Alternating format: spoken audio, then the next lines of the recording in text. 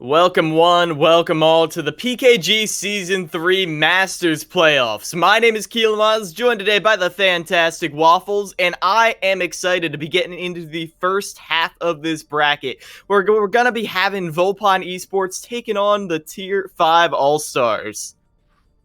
Miles, I am so excited to see these two teams go head to head. Obviously, they've been battling out throughout season 3 to get to this invitational right here. This is where they need to leave it all on the maps and really show us what they're made of. Yep, and the thing is, these teams have had some history, or the players have, rather, just under a couple different names. Like Tier 5 All-Stars, they played under Essence for a long time, and the thing I remember about them is they are careful, they are precise, their team fights, ooh, they're flawless. It just takes a while to get there. So if they've been able to clean up those rotations, make them faster, I've got a good feeling about Tier 5 going into this. Ooh, and if that's the case, they've been refining that process. We're probably going to see a lot of really good focus fire coming through as well. And hopefully that coordination, once again, cutting down that time, like you were mentioning. Volpine definitely went by a different name, J-Mule beforehand, which you know a little bit about before. I saw on their record they had some additional victories in addition to their new Volpine name on top of that. Yeah, I believe they are previous like overall champions, and beyond that, they've gotten a couple weekly victories as well. So they're no stranger to these playoff situations. They've got the nerve to do it, but all these players do. They've all been in PKG longer than I have, which is whew. Well, viewers, if you remember that, props to you. You get a veterans pass. But either way, I don't think we're going to be seeing that many nerves going into this, which is good, because it's always sad to see a team crumble, you know? Yeah, and the pressure is tough to handle, but when you have been competing with these other teams in this, in PKG, you're familiar with what their comfort picks are, some of the stylistic choices that they choose. Are they a more aggressive or a more passive tank? And it's those small nuances that could, give them a little bit of an edge and a heads up as to what the other team might be thinking. Certainly can, certainly can. And as we're getting into it now on Oasis, we'll get to see what some of those comfort picks are right after all the players.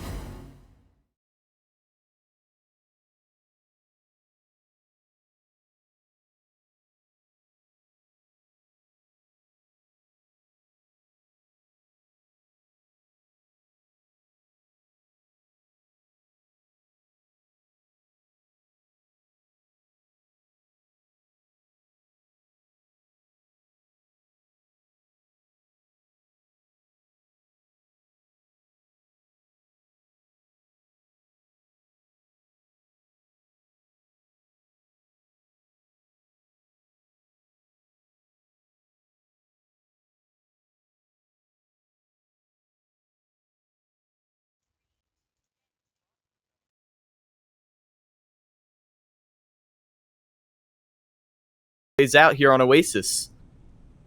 That's a really nice community as well to be in and to be a part of, as far as knowing your friends and your enemies. And your enemies are people you actually enjoy competing against because your love of the game is the same.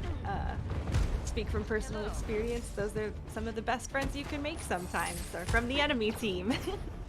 Yeah, and we're going to be testing that friendship now as we're getting into a triple CC rush comp on the side of Volpine. It was pretty popular in the early stages of Al, but here in Masters, still perfectly viable. Ooh, I like this aerial superiority from Tier 5 coming through with both Humid and Denzi. Yeah, being joined by Darchi in the sky, that little partner, gonna give them the assist they need to withstand Mei ZG's assault.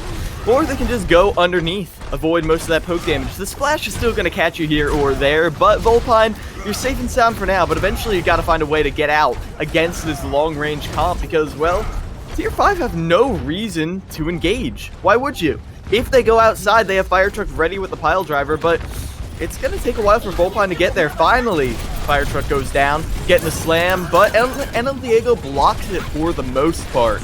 Going to be staying safe for the time being under that wall.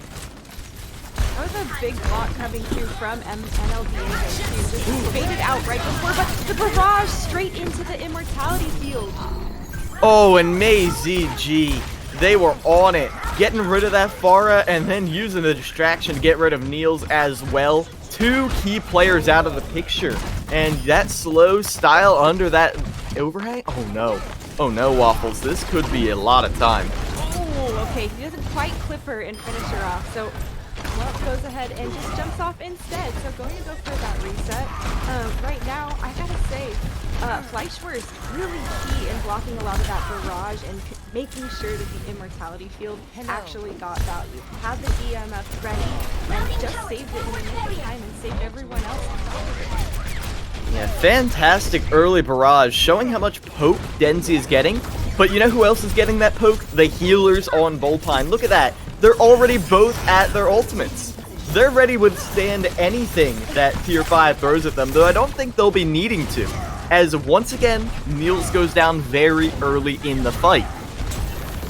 Losing Niels early in the fight, too. That's just more time on the clock that Volpine's going to continue to cap this point and charge their ultimates. They're almost at all 6 on the board, and Tier 5 is going to have to push in. Oh, High Noon. And takes out the main healer right away. They're going to have to wait to full reset once again, and now they're really getting close to last fight territory. Yeah, Tier 5, I'm sure they have some win conditions in mind with this composition, but if you can never get to the place where you practice them, does it really matter? I mean, they've lost a support early in all of these fights. Yeah, and you know, those are the types of things that are going to constantly set them back and not even allow them to have a decent push. The barrage coming up here is going to have to be massive, but Volpine is ready for it. They know it's there, and the healer goes down once again. Kilamiles! You've got to use the Valk early right here, right now, but it might not matter, as even with the pocket, Denzi is shot out of the sky by May ZG. Fire Truck going into the back, making the hero play with those mines, but even covering the retreat might not be enough. Tommy B is there to stall it out, but against 2 tanks, that's a lot of displacement. And that DPS, without the support they need, they can't really contest the point. Luckily, they do have that D.Va there, Shipu keeping it going. And, ooh, coming back in with the nano boost. Everything being poured into this fight by Tier 5, and you've gotta. I mean, it's your last chance.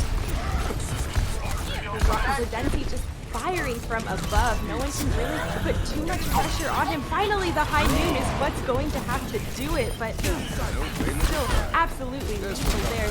May getting him after that. It is overtime still, and Volpine Esports trying to continue to clear out Tier 5. There it is! Oh! I thought the OT bar was going to trickle down, but finally, Tier 5 just barely one after another able to touch the point and keep the OT bar alive, and that's it. Finally cleared off with Volpine taking the first round. Yeah, Volpine, good game plan right there. Tier 5 poured, on the recontest, Tier 5 poured all of their resources into getting rid of that Reinhardt. Or NL Diego out of the picture. But then they didn't have any cooldowns. They didn't have anything. And even though there was no shield, what were they going to do? Like, shoot at them with M1? That wasn't going to get him a kill, especially when both supports were online. Yeah, and you know, I mentioned that I liked the aerial superiority, but it did not seem to be playing out in their favor. They were getting a lot of damage from the rockets, but Volpine was just on their mark. They were surrounding everyone from Tier 5 and shooting them from so many different angles that Tier 5 did not know exactly which way to look. So, you know, with a more open map like this one as well, I'm curious how much value Denzi's going to be able to get by dancing around these pillars and, you know, behind some of these archways. It's a lot more Pharah savvy. Yeah, and Denzi. Savvy, yeah, I was keeping my eye on that cooldown, but gonna miss the initial concussion blast right there, Waffles, as now easy high ground secured right here, and this is more of a repeat of what we saw on the last point. Yeah. Once again, Volpine is on the point here. They're holding their position, a very good high ground position, and Tier 5 has to dive forward. They are finally getting aggressive for Kill Miles. Tommy B losing the duel right there, which is crucial. It lets Denzi get a lot more aggressive. Look at this. They're on the ground. The high ground is theirs, and 2 direct shots onto Sam. That's how you want to open up the point. 2 supports for Denzi to get this point under the control of Tier 5 for the first time. And Tier 5, you talked about how it took them a long time to kind of set up their plays and make their move. And I think we saw a little bit of that. It took a while for them to finally aggress forward. But once they did, once they managed to just really punch through the defensive wall of Vulpine, they get the picks, they get the value, or they're at least getting space and creating opportunities against Vulpine. But, oh, Denzi getting taken down early? I missed that. I guess he didn't have his pocket exactly. Valks popped early, though. That defensive wall that you were talking about, Waffles, it's gone now. It's a full-on dive. With the Tracer Sombra, they were able to disable Denzi immediately. And now, even though the counter dive gets rid of both DPS, they still took some losses. Tier 5 trembling in their boots right now. This could easily go the other way, but Lightshorts gets another amazing shutdown right there. No value for Denzi's barrages. This might as well just be a distraction play. Still trading 1 for 1 right now as Tommy B's back in the fight to get rid of Darchi. Both supports looking awfully low, but Sam doing a little more work than Niels, but Niels getting dangerously close to that Transcendence. That could be the turnaround right here, help them hold on, but not close enough as the point will flip over to Vulpine. Yeah, Tier 5, did some stalling there at the end, trying to bring out the last bit of possession from the point, but they really need to regroup. Every time Vulpine gets the point, Tier 5 has a hard time dislodging that, so they're going to have to take a different approach. We've got Denzi on the Echo now instead of the Pharah, so, a little bit less of a floating air target, free for fire, but I think that focus beam is really what they're going to be looking to use in combination with the 4-man EMP. And they caught the Transcendence too. Brutal right there. And now, look at this. They didn't even need that nano, but with it, they got 3 more ultimates in the bank that they built up to off of the back of that EMP. I mean, we've all said this, right? EMP, you can win a fight with just EMP. And all of your normal resources. So seeing that come through from Vulpine, not too surprising that they won that particular team fight. It's going to be about can Maze and team continue to charge that effectively, and well, are they going to cycle their ult in a conservative enough manner? Rally is going to open up the fight for Vulpine though. Oh, but they just caught them slipping. The health pack, it was hacked, and they couldn't get the healing that they needed. Without that break there, the Transcendence has to be committed, but that's a couple seconds of safety, as now they have to get something big off this self-destruct. Tommy B does go down. No pulse bomb in this fight, has 83% and climbing. Vulpine Esports poised to take the map.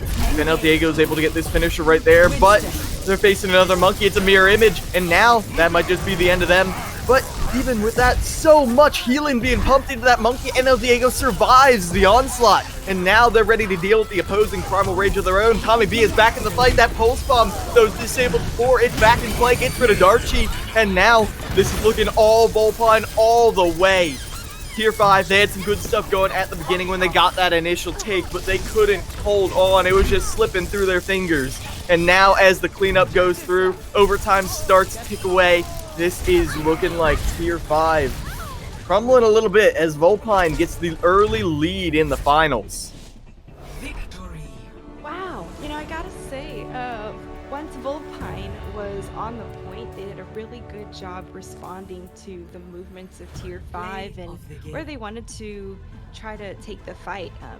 Vulpine didn't really let Tier 5 control that element of the tempo. They chose when they were engaging and pushed forward before Tier 5 seemed to be ready sometimes, or came around on the side and put that additional pressure. So, really nice job coming through from Vulpine.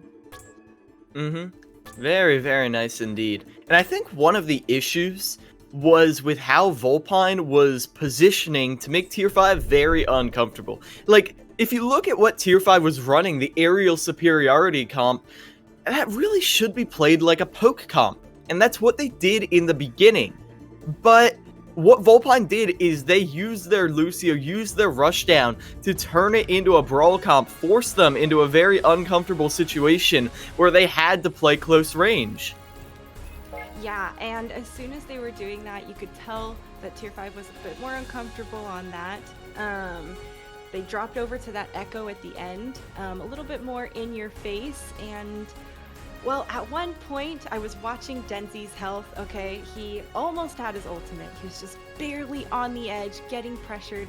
And it was I mean, it couldn't have been more than 5 health on that, on that bar. And it was sitting there for a good 3 or 4 seconds. And right before he goes down and someone looks to pressure him, able to pop the duplicate and extend the team fight just a little bit. But at that point, you know, he's caught out wide, not in an aggressive enough position, and already low. So not as preemptive as they're looking for. And I think that Tier 5 needs to cover their support line a lot more. They're getting pressured a lot, and they're going down early in fights, and they need some of that support, especially if they are going to play such, you know, long pathways and take so much time to engage these fights and, you know, really try to poke down and whittle down some of the defenses before going in. Yeah. I definitely agree with you, Waffles, but I do think we do have to give a little more credit to Volpine, because I think it is a targeted aggression. As we've said, these teams, they know each other. They know each other's play styles. So Volpine knows, well, if you put Tier 5 under pressure while they're trying to go for a rotation, that's where you get your mileage. All the fights were won before the fight really even started, until like the end of last point where it looked like Tier 5 was getting on their feet. For the most part, Volpine was just winning off of an early aggressive play. Like all of the first point, just getting early picks on supports, and then switching to Yeah. the dive and catching the Pharah out. Perfect. Yeah. And you know what? That's exactly what I was talking about that I saw with the Echo earlier. Just not ready. And I think that that is a really good point that, you know, you mentioned Tier 5 takes some time to set up. And, well, when you're getting ready, no, that obviously means you're getting ready. You're not actually ready for the engagement. And, you know, Volpine was definitely scoping that out. When they switched over to the Sombra, too, I think that that amount of information and insight, you know, when they're in stealth mode, well, you know exactly the right time to strike when they're still walking back and grouping up. And I wonder if that means Tier 5 needs to, you know, figure out their plan while they're more closer to their spawn door, is what I will say, instead of, you know, grouping up so close to their engagement point. Actually group up farther back and roll in together. But you know, we'll have to see. It's the next map, and we're gonna head over to King's Row. So no surprise there. Everybody loves King's Row. I am curious to see what we're gonna, you know, what Tier 5 is going to bring. We haven't seen anyone get super close up with any shields yet. So, you know, King's Row is typically a Rhine heavy map, but I'm excited to potentially see some of that dive that we saw earlier. I like the quicker mobile comps, and there's a lot of high ground here to abuse. Yeah, and I've got faith in Volpine's ability to use this dive effectively, because I think it's the perfect counter to how Tier 5 plays. And one important component of that I really want to keep my eye on going into this map, Fleischwurst. Fleischwurst, I think, was the standout player for Volpine, with how they were constantly shutting down anything the opposing team wanted to do. So I want to see them take a bit more of an aggressive role. I want to see their versatility as we get into the streets of King's Row. Yeah, and you know, Fleischwurst was key in mitigating a lot of that damage coming through. And well, it's King's Row. We'll have to see if they can continue to, you know, keep that synergy up and abuse the same tactics, or, you know, if these streets and some of the corners here provide more cover and it's a little bit harder to insert themselves and aggress in the back line. So Now, we gotta talk about what Volpine is doing, because I think they're gonna run out with this. Putting the Bastion on top of the statue with the Sigma shield. No, okay. No? Maybe? Maybe? Okay, either way though, I think if they do that, I think Tier 5 has the tools to deal with them. With this Pharah, with this Ashe, they have the tools to get rid of that. But they might not have to, as it looks like another Poke v Brawl. Yeah, it's going to be interesting to see them clash against each other, especially because Tier 5 is going to have to, give some space and really just wait for that opportunity to strike. There it is. It's going to be the pile driver straight into the back, but got to be careful of all the CC on Volpine as well. There's the flashbang and then the freeze to follow up, which no one wants to get slowed down, let alone frozen. Certainly don't, Waffles, certainly don't, but feels like Tier 5 is getting a little frozen as they don't have the mobility to get out of the way. Look at this, where they're being chased all the way back to their spawn. As now, they've lost their positioning. The high ground is in the hands of Volpine, and they're dropping off of it now, taking some good positioning on the point, and it's like a recontest at this point. The fight hasn't started, and they've already de facto won it. As now, Denzi making the hero play, getting rid of Tommy B with the help of that Discord orb. A huge opportunity right here. No freeze. A lot of mobility freed up. But is it enough? Especially with Maisie G on the high ground, shutting down any attempts in a duel right now. But the Wild West showdown goes the way of Maisie G. They're just looking to shut down anyone who goes up onto that high ground. Oh, very aggressive right there. And with Fleischwurst covering them with the D-Matrix, they'd had no fear whatsoever. 2 ticks on the board, make it 3 as Volpine Esports. An early victory on King's Row. Fleischwurst mitigating damage, just like I said before. He is there for his team, and having a diva who will protect you when you're in your vulnerable state, as any of the other characters, can produce so much value because you can free fire. You don't have to worry about being swept, and you don't have to worry about dying. That's nice. Once Fleischwurst is on, and he's paying attention, protecting his team so well. There's a ship here now. Oh, they were in position to block the D-Matrix, but a bit of tricky timing right there. Gave Maisie G the pick. And with this team fight crumbling before it even starts, Waffles, there's a big possibility that we're not even going to be seeing point B. Volpine just continuing to aggress forward, and Tier 5 has been pushed off balance. They are trying to regroup, they're trying to set up and regain their footing, but Volpine pushes forward and keeps them off balance, getting these late picks, and oh man, the Ant Matrix leaving open for Volpine to just prevent Tier 5 from even trying to aggress forward. They have to use Bob here to stun and try to unposition Diego just before. Oh no! It's already been capped. 3 ultimates used and for naught. As now the point is on. We're gonna go to point 3. And the thing that I had my eye on was, where was Denzi in that fight?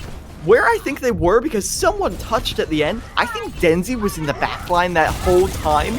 And they went in and they were forced to recall. Fire Truck was stunned out, wasn't able to refresh the timer. And they put all their eggs in one basket, to say, and that really didn't pan out.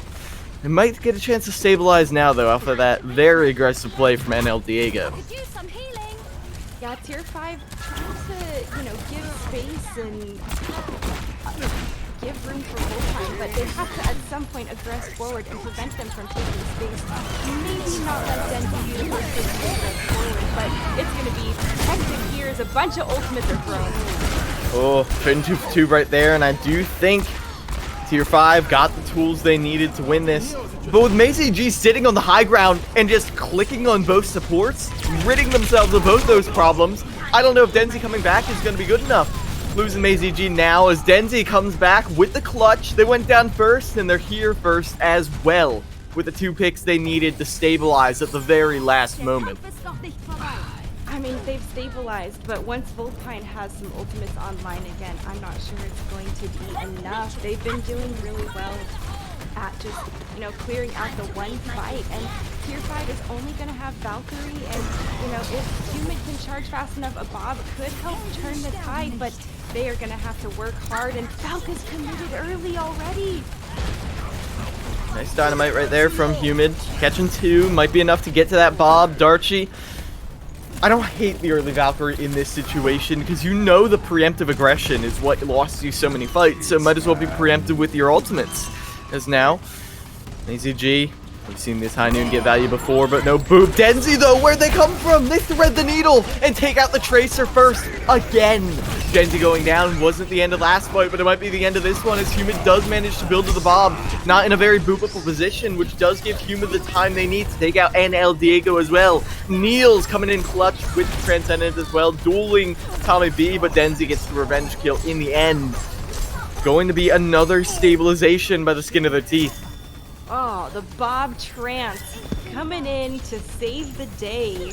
If it wasn't for Niels Trance, everyone would have been absolutely done there, and just in the nick of time, came back, was able to keep everyone alive, including Shifu, and, well, that was able to turn the fight and allow them to just stabilize this a little bit longer. Oh, there it is, the kill onto the baby diva, too. That is a great opening, but, you know, not without losing Denzi, which is fine. Denzi will come back quick, but looks like Bullpine isn't going to care. They're still aggressive forward, 2 miles. The jukes right there. Humid will eventually get the revenge kill, but King Nicky won that hit scan duel against Humid. I mean, that's a little unfortunate to see, but now, under the cover of the sound barrier, NL Diego's getting aggressive. They got that Zenyatta pinned up in the corner, and Niels is not going to survive. Self-destruct is going to make things a little trickier now, but NL Diego actually does get caught by the remake. They're at 100 health. Barely surviving right there, but with the heals, they're going to be safe and sound.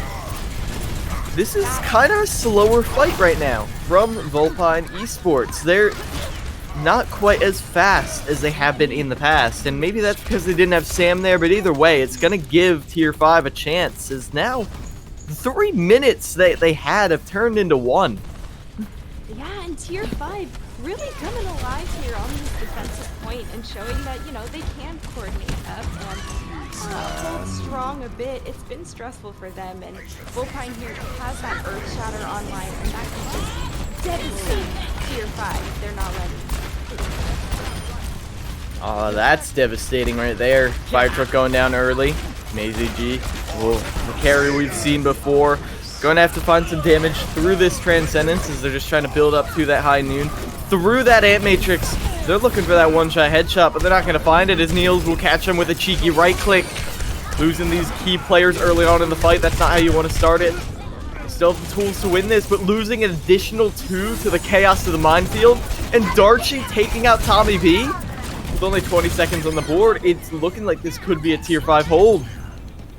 Oh man, seeing Niels get that little right click there onto Mazy G must feel good as a support, because Mazy G has been flash banging him left and right, and it was nice to see that Niels was ready for that and deny some of that value. Slam at the end, and it is going to be Tier 5 with the ultimate advantage and the player advantage as the Dynamite takes out the NL Diego. After such a dominant early stage of King's Row, it was that one corner where miracles happen, where Tier 5 managed to turn it around, get themselves so many last-second victories, and now they have a win condition going into their Streets phase. Yeah, and you know, a lot of kills coming through from the tanks at the end, and even one from Darchi on that Mercy, so has to get aggressive against the Doomfist. We've all been there, you know, sometimes you gotta do it yourself, but as much as Tier 5 has a win condition, you know, it is still tough to push the payload all 3 points, and Bullpine's gonna have to be careful that they, you know, also don't get snowballed. We saw Tier 5 a little bit slow to try and recontest the second point, and I don't expect Bullpine to have that issue considering how fast we've seen them play and their preference for some of the faster comps. Is now going to be going with the old classic, old reliable. I like Tommy B on this Tracer. While the Mei is good, the Tracer gives you a lot of versatility, a lot of dueling potential, and especially when they're running this sort of I don't want to say without peel comp, but Niels is a little vulnerable in this composition. Shippuku hasn't been as on point as Fleischwurst, so if Tommy B is able to get into the backline and eliminate that threat, got a good feeling about the rest of the fight. have to be Tommy B, because Maisie G was also just aggressively on Neil's case some of those times, and that kind of diversity from your lineup is really great. Look at that! I love the reinforcements coming through. Fleischwurst following up on the side with the early pick on Genji. That's the comms, and that's the type of competition you want to see from someone like the Hamilton Tracer. Yeah, flawless right there is now. It's going to be up to tier 5 to get a little bit of a cleaner reset. Going to be going for the same push as well, and Tommy B doesn't have the same backup that they did last time. Fleischwurst finally gets there, but it's a delayed arrival, as now they're Discord and losing a decent chunk of their health. They got to get out of there too, forfeiting the high ground this time. Playing around the statue right now, tier 5 esports, looking to prevent too many people from rotating through that window. They want to get that one pick, and that one pick, it will be on to Tommy B, losing the duel to Denzi, who might be a little bit more warmed up on that Tracer. I don't know if they really want to commit that much when they can't really seem to find this pick. A pick on the Tommy B is continue too long with back, and the early pick onto Fire Truck 2 is going to be absolutely massive. Killer Miles. They threw the bob, and there's some exchanges, but it's looking really chaotic on the point. Technically spawned advantage here for the side of tier 5. I don't know if it's going to come that much into play though, because that was a messy loss. You're not getting a quick reset and running back in. It's going to be slow and painful, and I think that slow and painful rotation is going to benefit the side of Volpine way more. Especially, oh my gosh, I didn't even notice. 5 ultimates coming up for this fight. Yeah, that's what I was about to say. There's so many resources online for Volpine to defend this point here. Tier 5 needs to look for, I mean, it's going to be tough for them to find a pick. They only have Valkyrie and soon to be Trans, and Human going down early is going to really remove any potential for a pick. The rest isn't even going to pop off either. But that's huge right there. And El Diego in that enclosed space is happy to clean up. Oh man, how'd they even get up to the high ground? I don't know, but once they were there, it was game over for the rest of them. The close range damage of Reinhardt in the catalog of main tanks cannot be understated. As off of that shatter, and El Diego cleaning up. And Volpine still has 3 ultimates essentially on the board. Ant Matrix will be here in no time. Tier 5 starting to work up to some of their own. This minefield could be big and helping Zoe to take some space, and well, it's a good thing that Shaku is trying to block as many of those fire strikes as they can, because NL Diego has been a force to be reckoned with. Certainly has been, and now they're trying to be that force once again, speed boosting up the stairs onto that high ground, but this time they do have a Transcendence to contend with. Shipiku using that to get very aggressive, taking the opposing high ground, and they see the Discord, they see the flames on NL Diego, but they weather the storm for the time being. King Nikki forced away from their amplification matrix and taken out by Niels. Niels with 2, getting rid of the main support and the main tank, enough to guarantee their team a chance to start capping, but is it enough? I don't know. This isn't a very mobile comp. I don't think we're going to see a recontest. Oh, Denzi they do! Pinned. And El Diego, where did they come from? Denzi going down, and now forced off the point right here.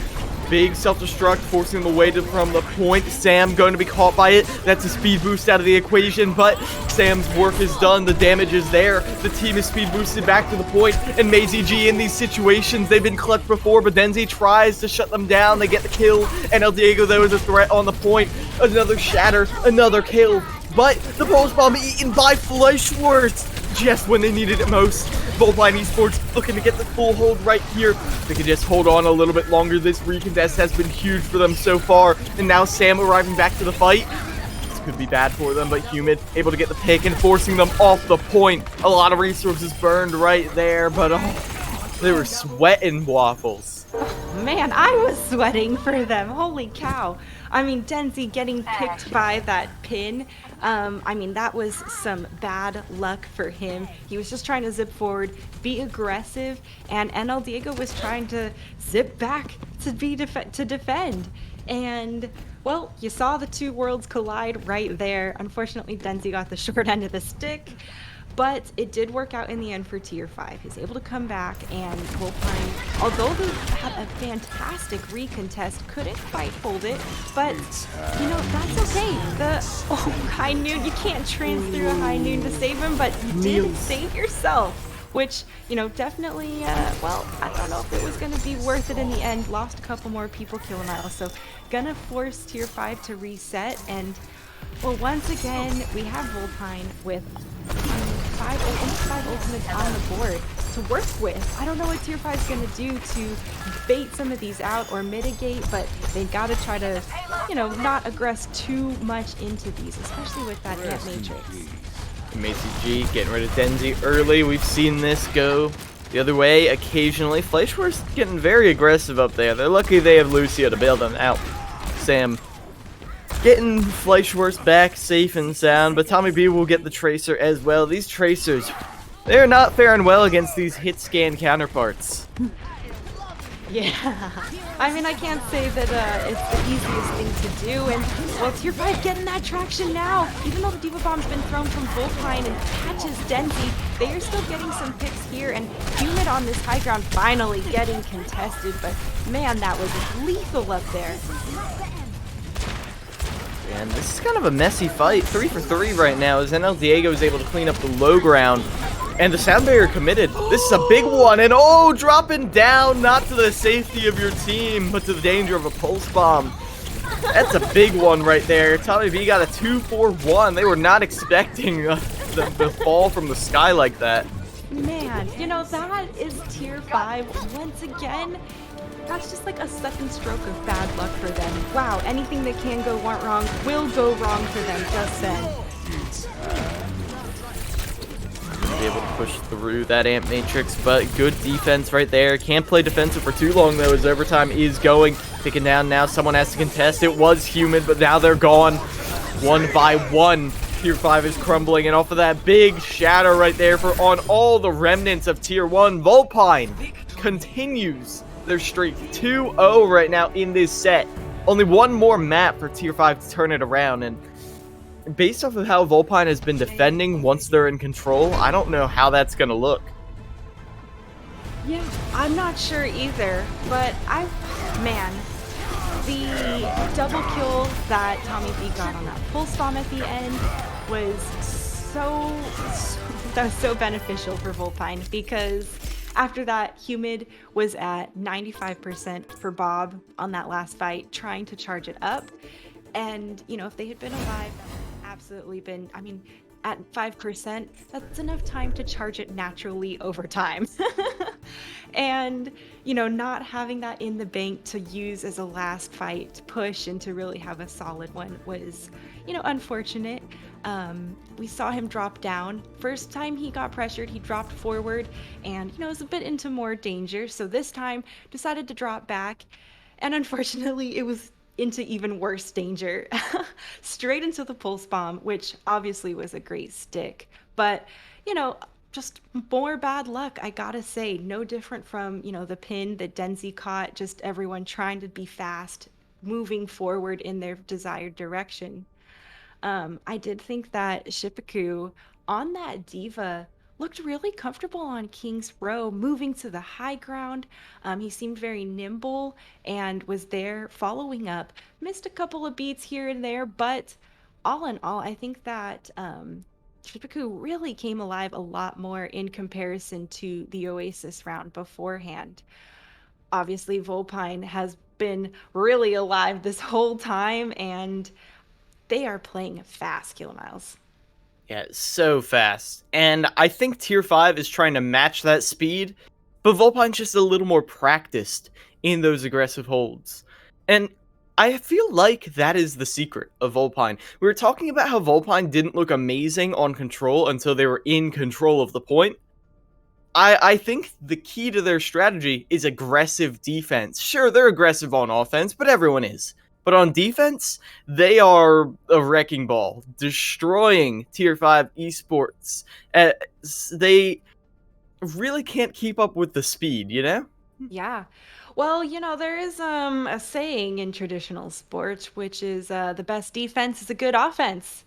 And I think that is really holding true as far as the aggression coming through from Volpine. And, uh, I wouldn't go as far to say that they're doing, the full court press when we see them up at the spawn doors, but they are really pushing tier 5 far to the edges, and tier 5 is giving so much space.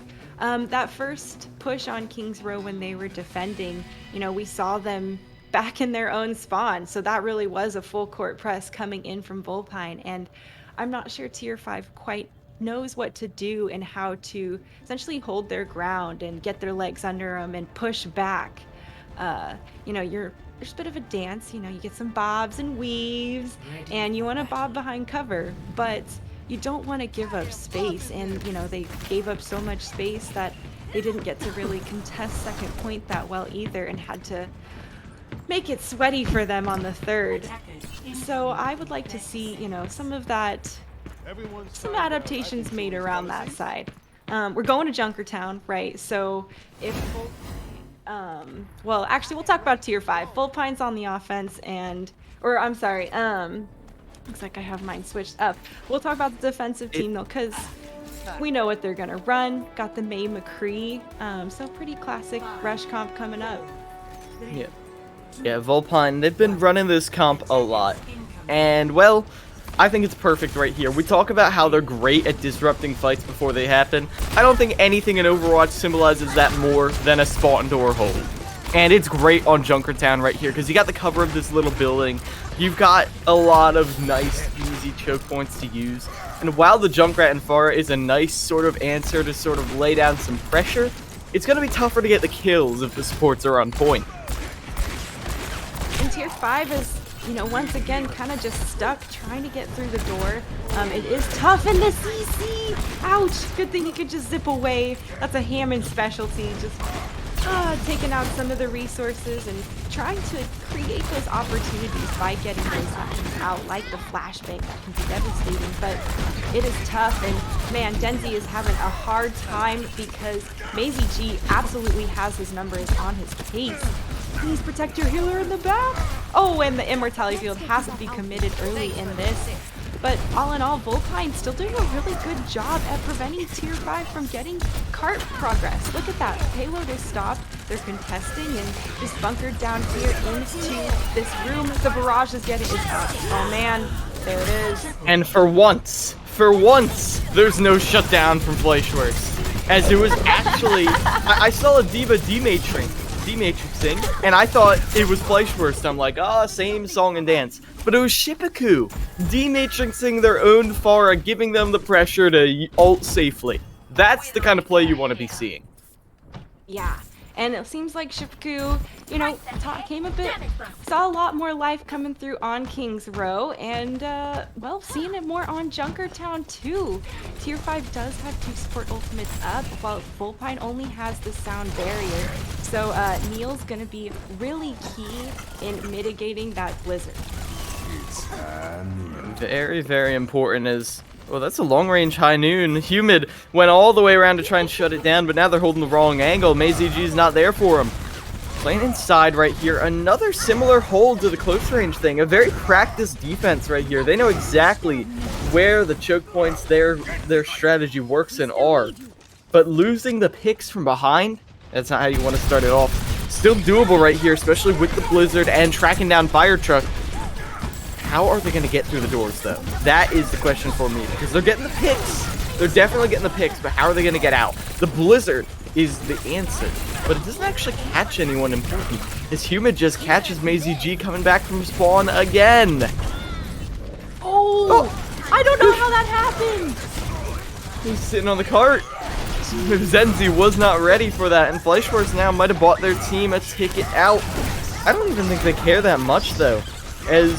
As long as you're sitting here contesting the cart, it's okay to lose some players. It's okay to lose some ults.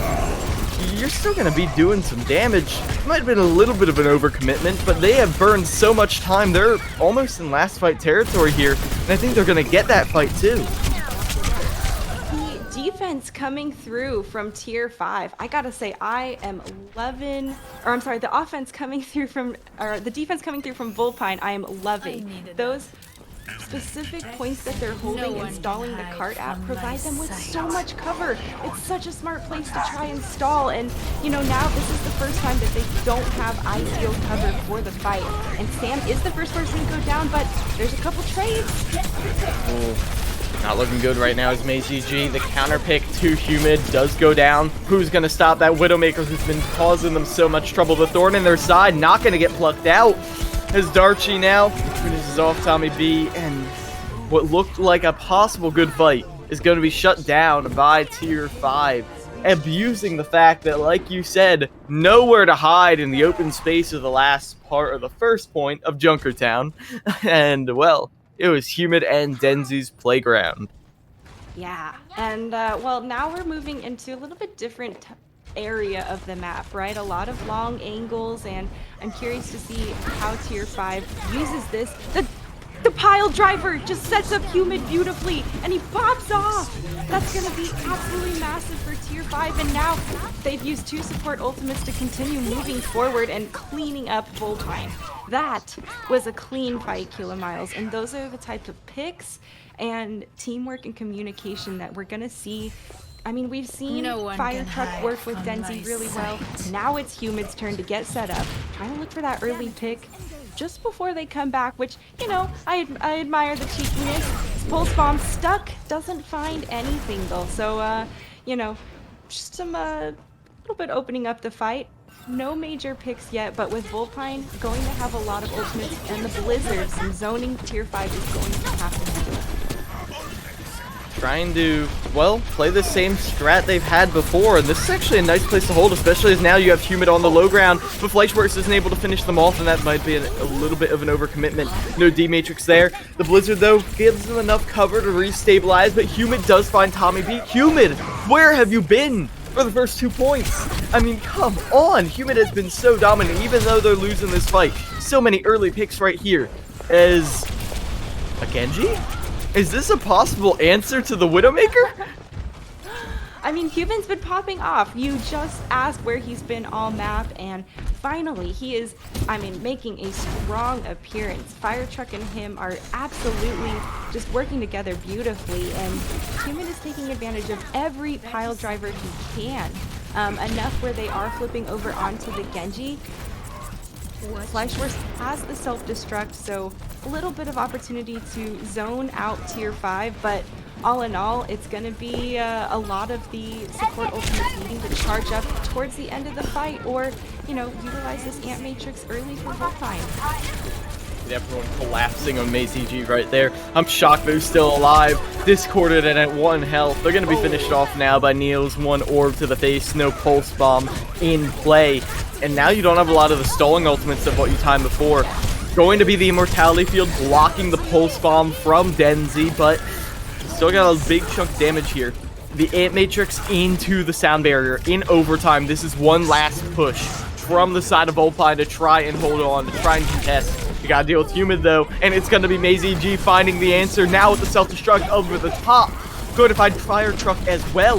Now Fleischwurst not having to worry about the cart, can get aggressive, go in on Niels, but it doesn't matter. No one's on the point anyway. Both tanks eliminated so early on, Waffles. And eventually, that steadfast defense that we talked about is going to hold up on the second point.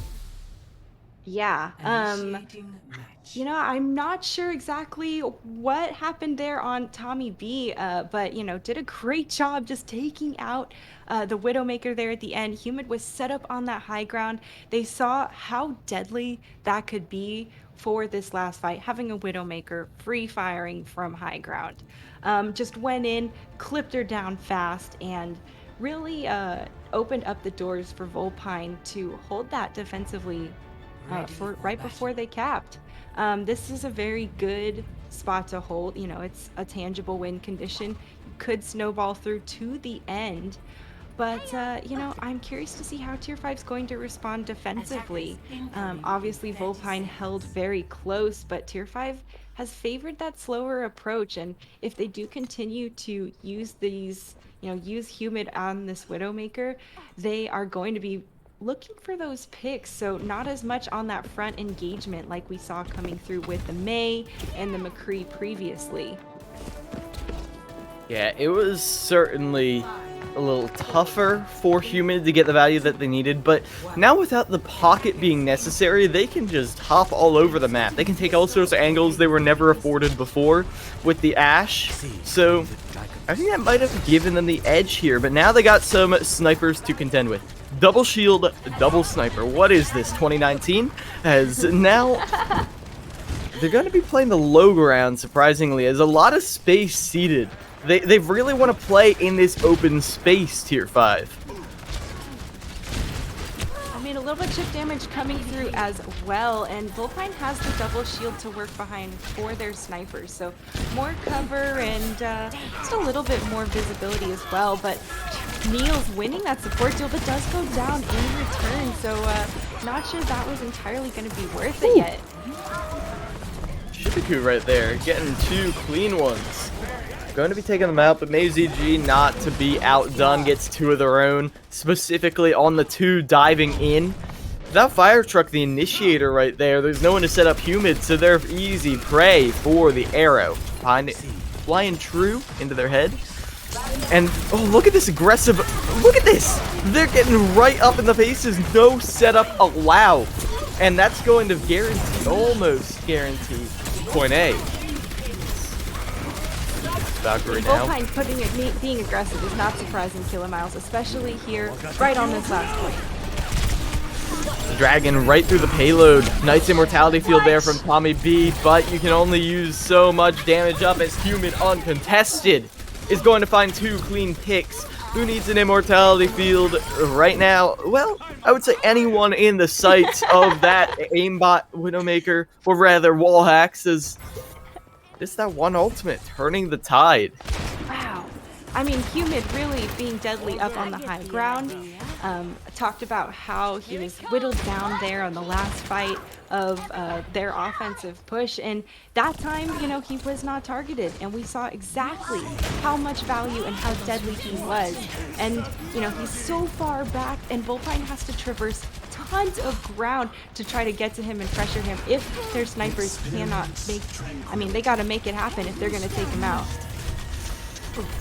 Early Valkyrie right here as Niels uses the Transcendence's mobility to go up and duel Tommy B. They win the duel, but as the supports are occupied up there, the rest of their team crumbles. As it will be Sam to actually take down Niels in the end, but either way, it's just a Hammond on point. And Hammond on point, in comp games, that's a death sentence to any sort of push, but in the organized play we're seeing here in the Masters playoffs, nothing Fire Truck can do to stop them from rolling into point B. Only a little bit more before it will be Volpine moving on to the final stage of this tournament. If Tier 5 is going to turn it around, it's got to be here and now. Pretty much they need to leave it here all on Junkertown. This was their map pick, and unfortunately, Darchi has gone down early, but I mean, some Tier 5 picks coming through for the DPS. They're going to try to clutch it out themselves, but, seeing support go down kind of reminds me of that first map on Oasis. So, looks like Tier 5 getting a little stressed. Yeah, I mean, that was a wacky fight right there, Waffles. Like Ring Around the Rosie, being chased off the high ground. Eventually, round and round, it will be them Up goes winning. the support. Sorry. Yep. No, that's pretty accurate. I mean, considering it's Sam and King Nicky, they're up there with them, taking out Niels and Darchi. The protection that they're receiving from their teammates is absolutely on point. I mean, they're not going down. They're able to sustain their teams, and man, that's a good opening pulse bomb from Denzi. That could help a lot, but that res just nullifies it right away. Yeah, they had like over double damage right there with the supercharger and the Matrix, but it didn't matter as they're all clumped up in the pulse bomb range. Play Short's gonna be taken down now. Not a good start right here, as Denzi will finish off that Baby Diva before they can charge up anything. I think this is just a get out of dodge situation, but Yeah. that's a little scary. Ooh, at least you baited out those walls. The question is, how are you gonna push in for the next 15 seconds? Right. Well, and they also, so tier 5 also faded out Bob as well from Maisie G. Bob was kind of there, the only person on the point at that time, and oh man, those picks, it's going to be Volpine. Oh, they've got the doors wide open for them to take this point, kill Miles. And El Diego just keeps pulling people into Tommy B's sightlines. Look at the assists. And El Diego and Tommy B together clutching out this point as Fleischwurst with the bomb finishes off Shippaku, blowing them away. The last stragglers of Tier 5 stumble onto the point, but it's too late. Nothing to be done as the setups were too great. The defense was too insurmountable. And Volpine with the clean 3-0 over Tier 5 Esports will be continuing the legacy of J Mule and moving on to the finals. That's right. This first one here was a best of 5, so Volpine just gonna take it on to the next round here and continue forward. Obviously, Niels was coming in hot on that Zenyatta. We saw so much aggression coming through, and paid for it with his life some of that time. But man, I gotta say, from the tanks and the snipers, just from both sides, whereas you could see that they were practiced, they were following up on each other's pile drivers and the halts coming through, and the amount of value that was creating opportunity-wise and, forcing the other team to use their resources was very apparent. And, Volpine just a little bit more crisp on that and, played a little bit faster in general, so doing it more often as well. Able to take that win and looked really strong. I'm excited to see what they're going to continue to do. Yeah, Volpine looked over, and they saw Fire Truck setting up Humid for these headshots with the slams, and they said, hey, can I copy your homework real quick? And they did the same thing with Orisa and Tommy B on that last point. Not exactly the same thing, but they're still being moved up into the sightline of a sniper to be taken out. I mean, it's the same difference in the end. It's still the same picks, still the Right. same fight wins. And, well, with the Tomato, defense that Volpine potato. had, it was more or less the same thing. Yeah. And if it's working, when you see it's working for the other team, I I love seeing someone's tactics used against them where they're like, yeah, it didn't feel so good when you were, doing that to me, and I think I'm going to take a page out of that book. And it was so successful. Obviously, it's not as easy to do that in your solo comp games, but these teams, these Masters teams, very well practiced in it, and some very strong just fundamentals and mechanics of working together that I appreciate today. Yeah, and speaking of those fundamentals, those mechanics, out of everyone on Team Volpine, who are you keeping your eye on going into this finals? I don't know if we're quite doing a player of the match quite yet, but who are you keeping under your watch as you're going into this final game of PKG Season 3 Masters? Oh man, I think it's gonna have to be Maisie G. They're just popping off constantly. The amount of value being brought and the free firing McCree constantly, the aggression coming through. It's not always aggressive either. I appreciate the timing of, knowing when you should flash, when you should roll forward and flash versus stay and protect your team with your flash instead. And, that type of game sense and awareness is what Volpine needs to continue to focus on to win. They had it here and need to hold strong. Yeah, that versatility It came in clutch so many times, just as clutch as Maisie G was in general. And we'll see if that holds up in the next game, because we are going to be going for a 10-minute break. So get some water, stretch your legs, because in 10 minutes, when we return, we will be seeing the conclusion of PKG Season 3 Masters Invitational. So don't go anywhere, we will be back.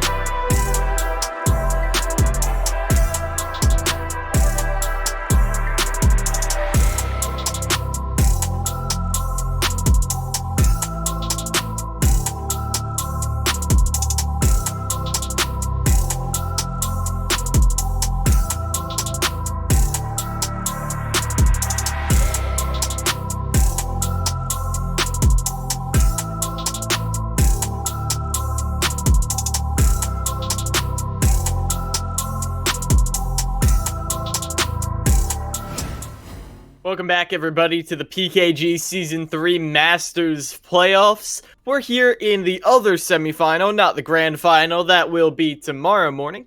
Instead, we are here to see the other two competitors who are fighting to take on Volpine Esports in the grand finals, CE Nebula and Crimson Ruby. Yeah, we saw Volpine Esports have a very strong performance last round, and really looking to see which one of these two teams here in our next match is going to step up to the plate and face off against them. Really looking forward to see, what CE Nebula is going to be able to bring to the table. Heard their DPS has some pretty strong showings. So I'm curious to see what they can actually pull off here. We are going to go to Control for our first map on Oasis. And, the tempo of Oasis can really be significantly different than that of the other game types. Having control of the point and really dragging it out and stalling and working those trickling rotations can be in your benefit, whereas, not so much in some of the escort maps. So, you know, wonder what they're going to be showing on that front. Yeah, I'm kind of excited. I mean, CE Nebula is a name I have seen quite a bit around here before. Celestial Esports, Kazara and Kleiser, the two Ks right there, have had quite a run throughout their time here in PKG, but many of these players are a bit of a mystery to me. I mean, specifically in Crimson Ruby, I'm curious how the tank line is going to match up to CE Nebula. I mean, it's really hard to tell, especially in this meta where we see a lot of different tanks clashing together. Yeah, and there's typically a little bit of a preference between some of the slower or more mobile tanks, and that can really establish the tempo that a team can set going in. Obviously, these guys have all been practicing and, toiling against each other throughout the entire season 3. So they're not going to be new going into each other's strategies. They know some of the nuances on how aggressive they like to be, or some of the hidey places as well. But that could, both hurt and harm you as a player. Could maybe give you that edge you need because you know where they're gonna be, or they might know that you know and you're gonna get played. So it's kind of a chicken or egg situation on that front. But with Oasis here on this first map, it is very open and wide. We saw the Pharah and Echo come through in our last round, and I'm not sure if we're gonna see the same thing opening up. Yeah, I'm curious to see what kind of styles these teams are going to be opting into. Pretty open point here on City Center. We'll see how they manage to utilize that. And right away to different styles, completely different heroes, with the Yeah. exception of the Diva. Yeah, I mean, Crimson Ruby over here with the Moira and the Reaper and the Sombra, right? Everybody's going to be moving really fast with random on that Lucio, and they're going to be, aggressing forward. With CE Nebula, you've got Eagle on the Ash, so a lot of high ground and pepper damage going to be coming from above, and I'm looking to see that center and the launch pad area controlled. And the launch pad straight away going the side of Crimson Ruby. Thanks mostly to randoms Lucio, but oh, massive slam catching everyone on the team. Zara already 35% for her, as now the high ground is vacated. Diving down into that small room, focusing now onto that Zenyatta as Holslav leads the charge. Both supports under those Hellfire shotguns. That more or less is the fight. You can't keep going after you lose both the supports like that. I mean, if you lose both supports, the only way you can keep going is if your DPS manages to carry even more. And, Crimson Ruby pretty much accomplishing exactly what they were trying to do with this comp. I'm glad they finally turned after Ruben was peppering him, but, Crimson Ruby has all this damage that can pretty much be in your face from Holysov, and they just speed forward, and everyone is there to reinforce him and allow him to do that damage. Curious to see how they're going to contest here. Points already been a little bit capped, and Crimson Ruby engaging back. Yeah, using the immediate coalescence right there is going to give them a lot of staying power into the very early EMP for the cleanup right there. Mini Ninja managed to escape after being EMP'd. As Tracer, that's no easy feat, but either way, the escape means nothing. You still will lose the fight. Yeah, and Crimson Ruby, just a very clean fight there. I mean, winning it with EMP and Coalescence, definitely just good ult economy and control from them. They're going to be coming up on their own Death Blossom and Primal Rage. And if you combo that with the Sound Barrier, it's going to be a tough uphill battle. Nebula does have 2 support ultimates to combat, and this Bob is going to give them a man-up advantage for this opening fight. Ooh. Oh. Amaleo is really just being flung across the map, but Mini Ninja, either way, is unperturbed. Going to be going in under the cover of this Transcendence, looking for support, but they can't quite get through this bubble. No damage at all for them, as it's turning into a much slower push, but with Chegg going down, might be time to pick up the pace. Spud Hunter, again! Discord Orbs here coming in big for the Zenyatta. And, you know, we saw Holysov move forward to take on Eagle, who's now over on the McCree instead of the Ashe, and solo Death Blossom get the kill, but also went down in response. And I'm not sure that was entirely worth it. Holysov was a force for the front line, and without that there to discourage CE Nebula from pushing forward, CE Nebula just got aggressive because there's no damage to mitigate, and Spud Hunter even came out on the Zenyatta to just pop off. Whew. And now, looking to get a reverse pop off here. Going in from the top with that sound barrier, and that's an EMP online, I see. Catches the tank line right there. That might be enough to secure this, but Mini Ninja into the back with the pulse bomb, giving their team a chance to keep the contest going, getting a lot of damage, a lot of the hacks out of the picture, but it might not be enough. That EMP still hurt a lot. As the flip is going to come out now, 97, 98. They're building towards this completion. They do manage to trigger overtime with Kleiser, but I don't know if it's enough. Kazara goes down. Lucio manages to get back to the point, but Aqua can't keep it alive for long. This might be a done deal, Waffles. They have no ultimates to speak of. That self-destruct is not going to get anywhere close to that point. Maybe, though. I mean, I don't know. It's really tough to keep this going as overtime just goes faster and faster. The boop isn't enough to keep Kazar off, but now you have the self-destruct there, but it's too late. It's all time for Crimson Ruby. You know, Crimson Ruby is playing, I think they're playing very smart, and they're playing careful. And when they're playing smart and careful as far as not over chasing CE Nebula, they're staying in position, and it's giving them that advantage to win and continue to hold defensively very strong. When they lost the point, it was when Holysov was more forward than he had been in any of those other fights, trying to take on the other DPS. But all in all, Crimson Ruby did a good job of, you know, not over aggressing on the baby diva to try and get that kill. They stayed on the point and knew that, you know, there were more beneficial targets, but this was a speedy rollout, Kilomiles. Whew, right into it with the double wall, making this a regular old Fight Club. The immediate charge right there gets Amaleo on very low health, but they managed to weather the storm thanks to Random and Chegg. Now, this Symmetra making it really hard to re-engage with. They get rid of the turrets and pin Mini Ninja against the wall. Crimson Ruby going to manage to get their stay on the point started once again. The first capture once again rewarded to them. It was going to be a tough fight for both of those teams. They're trying to do the same thing in that room as far as wall off the opponent, get someone separated, and take them down for an advantage. Unfortunately, though, Crimson Ruby came out on top and was able to find the value. Ooh, idiot charge into the wall right there, but standing strong.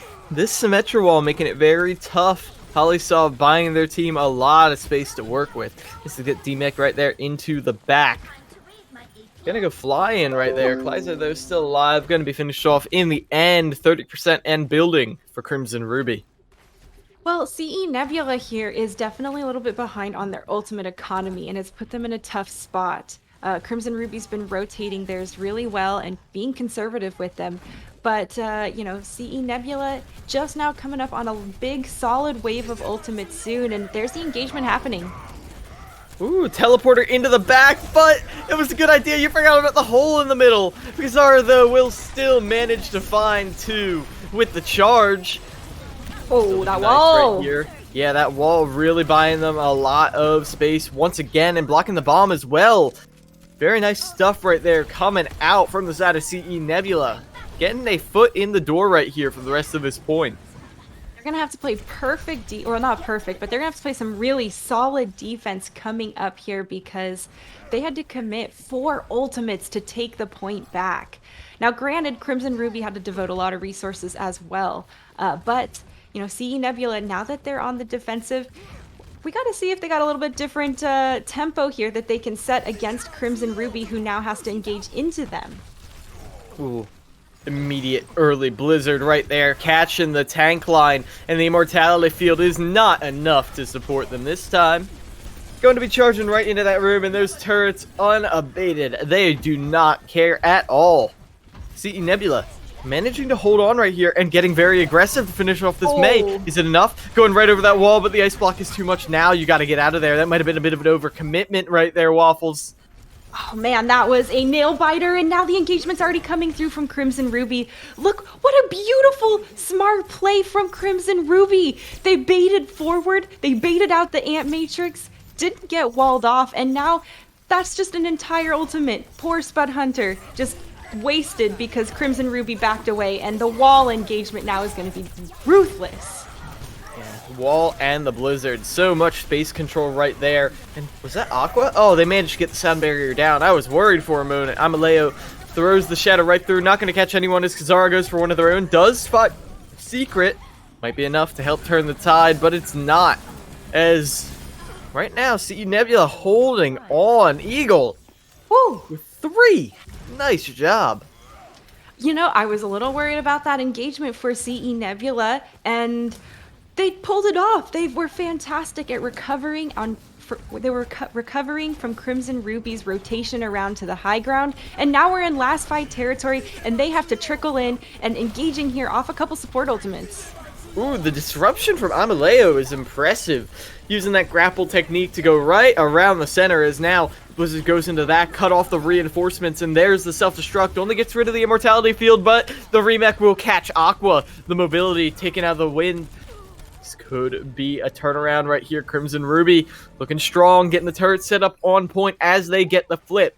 30% more to go. And quite a back and forth. Very different from what we saw on the first round. CE Nebula really coming alive here on this second map. And, well, not tons of stuff super on the board, or really on the board for them ultimate-wise. They're going to be looking to get some charge, and they've got just a little bit of time to engage. It's going to be tough, though. Yeah, the wall preemptively, but it's rotated right around. As look at that. Flawless movement right there from CE Nebula, getting the boop as well on Halisov. Now, you've got a lot of space control. You got Amaleo out of the fight, and Eagle has got their sights set on this Diva. Bursting down, though. A massive pulse bomb from Ruben just when you needed it most. Crimson Ruby looked like they might have been out of that fight, and they might still be, but the flip will come out. Now, overtime is on the side of Crimson Ruby, but they have a fighting chance right here. No healer for Kazara right now. She's being pressured from all sides, finished off, and the point is going to flip once again. Now, still overtime. Lucio manages to get back on point. Random keeping it alive and takes out Kazara as they do it. Could it be enough? Oh, that minefield. It was the most clutch thing you could have had. The rollout was decimated. It's like a Three Stooges skit. You set up the punchline and they run right into it. And that will be it. Crimson Ruby going up 1-0 in this semifinals. Man, that minefield at the end was just in a perfect spot for them to take that. I mean, see Nebula trying to do their best to whittle it away and create space. I saw the stall coming in from Hammond right before he saw them and was like, well, I have to move forward. It's either try and sacrifice myself or we lose the point. And, either way, gotta move forward, press that W key. I think CE Nebula is, getting warmed up a bit. They definitely came alive a lot more in that last round, obviously pushing it 99 to 99. And, it seemed like they were able to respond to Crimson Ruby's aggression and dislodge them when they were, set up and bunkered down. Not sure what happened with Holysov and how he got booped off on the edge there, caught out by the Lucio. But those are the types of things that, Sea Nebula are capitalizing on and finding ways to insert themselves back onto the point. Obviously, we're going to be moving over to our hybrid style map. So we'll have to see how that changes their approach and some of their tactics as well. Yeah, and you were talking about those recontests, and that's the main thing I kept my eyes on because these teams, they're very scrappy, very scrambly right there, not willing to let a fight go. And that means you have a lot of last second clutches coming out of nowhere. That is a style that takes a lot of energy to maintain throughout a series. We'll see if they keep getting that like wherewithal to keep the fight going, or if one team manages to start getting the edge. Yeah, and you're right. That type of fighting is very tedious, and if they can win their fights more decisively and a little bit cleaner, it would take an immense amount of pressure off. And for these types of hybrid and payload maps where taking space and moving the payload is the name of the game, getting that space early could just open up the doors for them to just roll the point on through and not even have a contest or have just, minor opposition here and there through the streets phase. And speaking of the streets phase, we are going to be going to the streets of Kings Row to try and figure out which one of these teams will be moving up or tying up this series. Crimson Ruby up 1-0 right now, and they are going to be, I believe, attacking first. So we'll see how that goes for them as they try and break through this CE Nebula defense, because it wasn't that bad from what I saw. Yeah, I think that Sea Nebula, their defense on that second round was a lot better, but Crimson Ruby looked pretty comfortable on that rush style that they were running.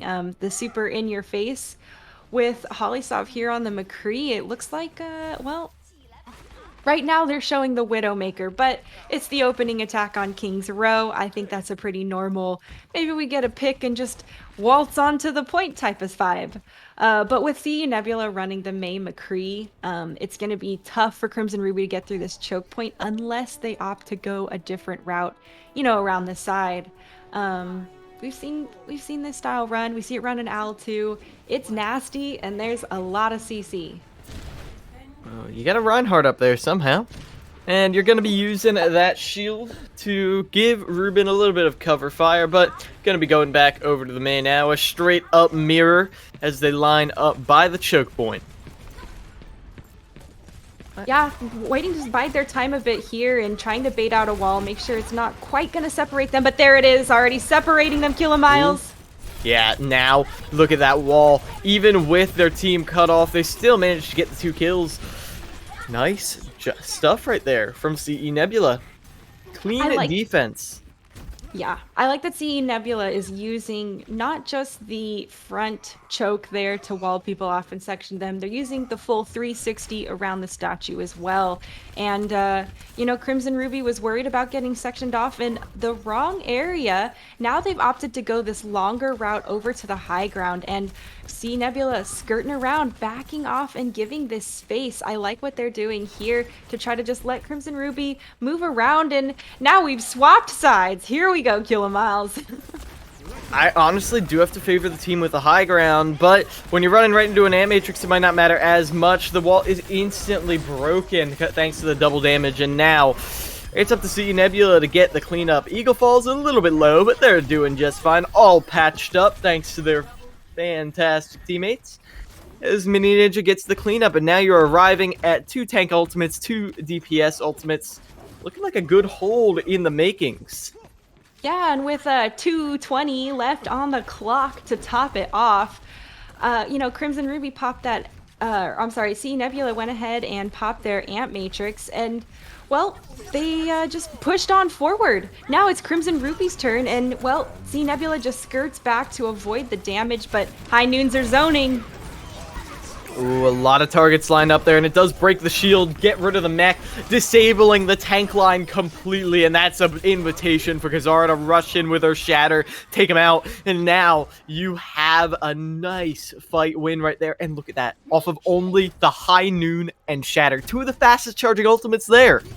Yeah, exactly. And I mean, it is going to be tough for Crimson Ruby going in. They are going to have that Blizzard, which, you know, is a good zoning ultimate, but definitely hard to really capitalize tons of deaths on. So looking to see how they're going to do that. And with Imaleo going down early, Miles, this fight might already be over. They've lost a shield, but they're committing both Blizzards out, and it is icy here. Oh, Mini Ninja able to get one before they go down, trading 1-for-1, but I don't know if that's going to favor them too much. Oh, who's that in the back line? It's a Mini D.Va. Secret going to be taken out eventually, though, and now, even though the tanks arrive back onto the point, it's not enough to keep the push going. A big commitment right there from Crimson Ruby, but it wasn't enough. What a defense coming out from Nebula. This is absolutely beautiful King's Row play here as far as giving space, sectioning off the enemy, and rotating around and away from some of the ultimates coming through. Ooh, and look at how they use that self-destruct to completely split up the team. Or you could just split them back to the spawn room, 2 down. Spud Hunter wasn't able to get that immortality field up in time, and now it's the collapse from Crimson Ruby. They got their win condition, and they are not letting go of it for anything. With the Lucio, a chance at a recontest, but I doubt that CE Nebula would want to go for that right now.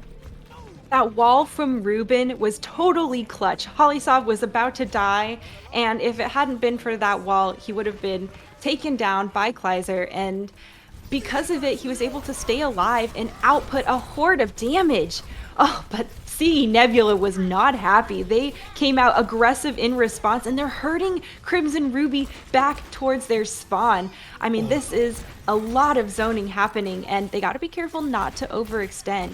This archway here is the true spot where they weren't going to want to hold because, well, as an attacker, it is really hard to push through this gap. There's the Shatter coming through, but it's blocked all the way, Miles. Now it's Amaleo's turn, and they get a little bit more. Main tank and Lucio. Kazara, though, manages to survive. The team, though, does not do that well without the shield for the second that it was down. Kazara is going to fall as well, and CE Nebula, this hold, looks like it might be starting to crumble a bit. They buy a lot of time thanks to the D.Va, but these staggered kills might not work in their favor in the end. Yeah, 133 left on the clock, and, well, Crimson Ruby is taking the space forward. This is what it means to do those escort maps and to be aggressive and deny Nebula from even having a chance to try and recontest. Granted, the payload's got a long ways to go, and there's a lot of ultimates that are coming up, especially for Crimson Ruby, but stopping the momentum here is important and key for CE Nebula. I love the shield in front of the Amp Matrix coming through. Oh, not very enough. Nice right there, but Holisov through the back line manages to find 2. Completely hidden from the enemy team, and that is not a good thing for CE Nebula. They get some ultimates online there, but they commit 2 of their own as, honestly, just Crimson Ruby got the better of all of the ultimate trades there. Yeah, pretty much hit the nail on the head. Their ultimate trades were very, very clean, and, well, although CE Nebula held really well defensively on that first point, there's still 2 minutes on the clock. Crimson Ruby could finish with some time if they really hustle, and that could be a very tangible win condition for them. Now, CE Nebula here looking to continue to defend strong, and that wall opening up is devastating! Kazara went for the Shatter. She's taken down before it even touches the ground, and the rest of their team, they're being put in the ground, as this is the quickest fight win we've seen so far. Brutal right there, as such a dominant hold in the beginning has turned around completely. Man, yeah, I absolutely agree there. And oh, Secret, no! Follow suit! That could be an opening opportunity for Nebula Miles. No divas in play at all, and the Blizzard isolates members in the backline. It is a May, though, so Ruben is going to throw down their own Blizzard and be just fine, and... Uh-oh. I don't think it was quite that. There was a Blizzard on point, yeah. But still, A great space control from Crimson Ruby, able to get them off the point, and at above a minute too. That's crucial. Yes, that's some good time for them if they do have to push it again. But, C Nebula's defense on that first point was really, really great. It just wasn't until the end that Crimson Ruby was able to clutch it out again. We talked about kind of what's been happening, and that is a bit of the playstyle we're seeing from these teams as far as those, big last minute moments as well to really turn the fight for them. But, the control CE Nebula had on the defensive as far as giving space, working around both Mini Ninja and Ruben's ice walls was very, very smooth, in my opinion. And I can tell that the communication is there and that they are continuing to try to follow up and aid each other when they're caught, when there's an opportunity to crush someone else against the wall. You name it, they're trying to follow up. And, Crimson Ruby seems like they're doing the same thing, just a dash cleaner. Saw that ice wall from Ruben really save Holly Sov there and help turn the fight because they have their whole team. We're running pretty similar comps with the exception of CE Nebula running the Zarya instead of Diva. So not as much mobility, but definitely some more firepower. Yeah, I've always heard that the Zarya, it's very good in the early fight, but once you burn those bubbles, it can get a little dicier. Diva is good overall, as you can see. Diva now giving them the edge here. That was a nice boot on a Mini Ninja, just throwing them into your team. Oh no. Oh, Kaiser caught out all of that energy, sapped away. dang. And now... Aqua was valiantly trying to body block to save the energy for Kaiser, and unfortunately, just too much damage coming through from Crimson Ruby. They didn't want him to escape, and now, we're seeing a similar thing, just pushing around the other side of the statue this time. Yeah, and they do get caught by the wall once again. Kaiser and Kazara trapped. Kaiser has not gotten to play the game, and Amaleo pushing forward with their team. They do have the shatter here. I don't know if you want to commit it, though. You can see they were looking for it, but instead just jumping around as Crimson Ruby keeping their hold going. Man, I feel so bad for Kazara. She is being flashbanged left and right by Holly Sov, and Holly Sov is relentless, just constantly disabling the shield for that exact moment and allowing Crimson Ruby to capitalize, opening up with the Amp Matrix here, but good block from the Fire Strike from Secret. Eagle, though, manages to find Ruben. A big early opening as Holly Sov is walled off, but they still find Eagle. A little too far from your team right there is now Kaiser forced into the immortality field, but there's nothing to bail them out now. The healers need to get them back online as it's Kazara's turn with the shatter. She's looking for it. It's a huge opportunity, especially with Amaleo shattered, but you might not even need it as you just get the Blizzard clean up nice and simple. Gonna finish off that Baptiste quick as you please, and now there's not really much you can do to stall out here. The May didn't even get on point. Darn. Oh, that was weird. Ruben looked like they were on the point, but not gonna happen. Is now 4 minutes 13 seconds on the clock. CE Nebula gonna be moving on. I probably would have thought I was on the point too. I mean, I was watching him too. I thought he was there, but still being capped, so missed it by that much, Ruben. Next time, maybe don't cut the crust off the sandwich, keep it there, and you'll make that extra lip. But CE Nebula is gonna have Grav online, and with such a devastating ultimate, they could take this fight no contest. But not when they lose Spud Hunter like that! Oh, look at that shatter though, Kazara! Amazing catching all four, but it's not enough. Oh, how it hurts when you get 4 people on the ground, but it means nothing. As Kazara is going to get cleaned up, and they're all bottled up back in spawn. You can't even escape. Aqua not going to be flowing out through that one. Look at that 4 ultimates on the board. That shatter, as great as it was, the timing was straight into the Blizzard of Crimson Ruby. So while CE Nebula shattered and Crimson Ruby was sitting there stunned, Nebula was frozen up. No one could capitalize on all the people on the ground, and there's another one thrown, catching just equal this time. Sound barrier, though, means no one's going to get it followed up, and instead it's a reversal. Flies are going in with the grab to try and get the follow-up here. Self-destruct, though, to prevent any real follow-up. Not going to make the same mistake of running into the ultimate again. Zara now going to be going for the cleanup. One by one, they fall to the hammer, and even though Kazara gets stunned, she's still swinging away. Kleiser and Kazara leading the charge. It's Rein Azaria on King's Rail. You know the drill. That is absolutely the drill. And CE Nebula is going to feel really good about that last push. Look at the resources they used, and look at the resources Crimson Ruby used. Crimson Ruby only has Blizzard coming up, so right now, this is CE Nebula's fight to take and second point to cap right here. Oh, good opening for now. They do manage to get the Shatter through, catching both supports and the Blizzard as well. It's all going downhill for Crimson Ruby. Flawless execution right there. They lied in wait, just waiting for their chance to demolish the enemy team, and they crushed them between the Blizzard and the Shatter. Now, over 3 minutes to get through the last point. A little bit more time than Crimson Ruby had to push forward here for their own attack phase, and now CE Nebula looking to try to match that and push this all the way. It's going to have to go to a last round if they want to win this, but High Noon blocked by the wall. Ooh, some nice stuff right there, but eaten up by that Diva. Actually, it was just body block. They're going to get demacked, it seems, or now, as now, Secret is going to be leading the charge back in there along with Alisov. The six shooter getting quite a lot of work done as Amaleo now has a Shatter of their own back online. Yeah, and now Crimson Ruby has their own ultimates built up as well, and it's going to be much tougher to push into them as Nebula. They're going to need to dislodge this, and with that opening fire strike onto both supports, Kayla Miles, it ended the fight before it had any chance.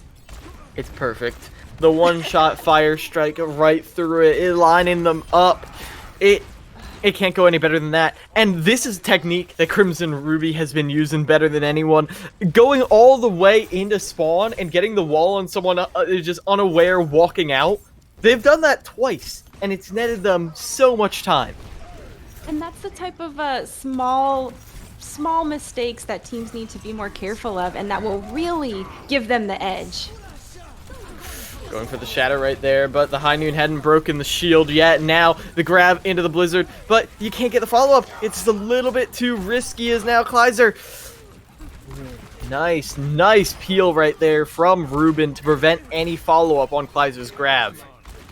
Wow, Cheg's immortality field right there just saved Imaleo like nobody's business. He was on the edge. I wasn't even sure he was in the immortality field, but he stayed alive, and I have to say, Cheg has been really keeping his teams in the fights for a long time, coming up clutch, and the communication with the Ant Matrix, the Ant Matrix that feels like it's constantly on uptime, just absolutely devastating. See Nebula.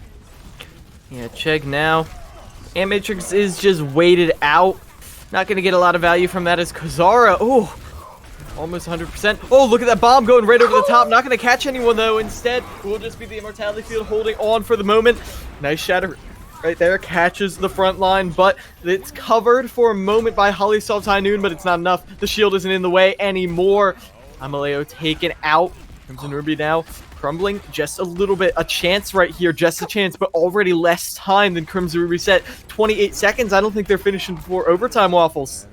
No, I don't think they are either. Not with the way Crimson Ruby's been playing, and Crimson Ruby's going to have another chance to stall the point out here just before.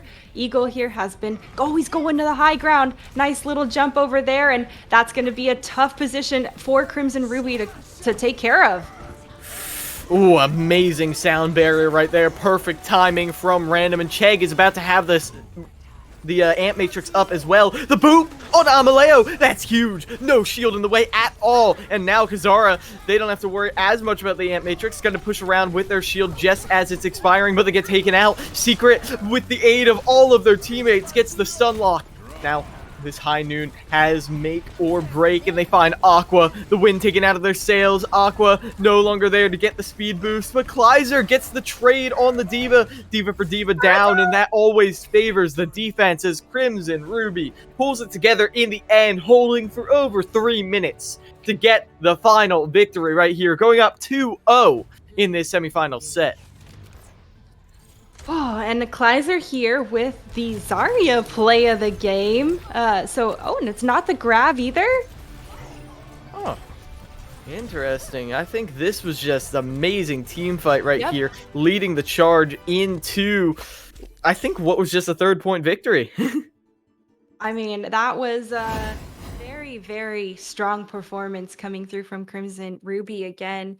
And, obviously CE Nebula is not making this easy for them. That first defensive hold that they had, I almost thought they were going to full hold them. And, they almost did until the very last few seconds. But Crimson Ruby really, really utilizing that high ground. And you can see the synergy that the May has with the rest of her team in general. Talked about them catching them with the walls multiple times. And, at some point, you got to say, fool me once, shame on you, fool me twice, and more. Okay, maybe we need to adjust our learning curve a little bit. Yeah, and speaking of these Mays, Mini Ninja and Ruben have definitely been on the up and up, but which do you feel is getting the edge in these engagements? I think so. As far as them getting the edge over each other, I don't really think that either of them are focusing on that. I like that they're not worried about dueling as much. They are focused on bringing value to the teams. Ruben has been able to utilize his walls a bit more defensively, I think, to save teammates and keep them alive so they can be in the fight. Whereas I think Mini Ninja's walls to separate members of Crimson Ruby have been a little bit more successful. So I would say those are the two strengths I've mostly noticed.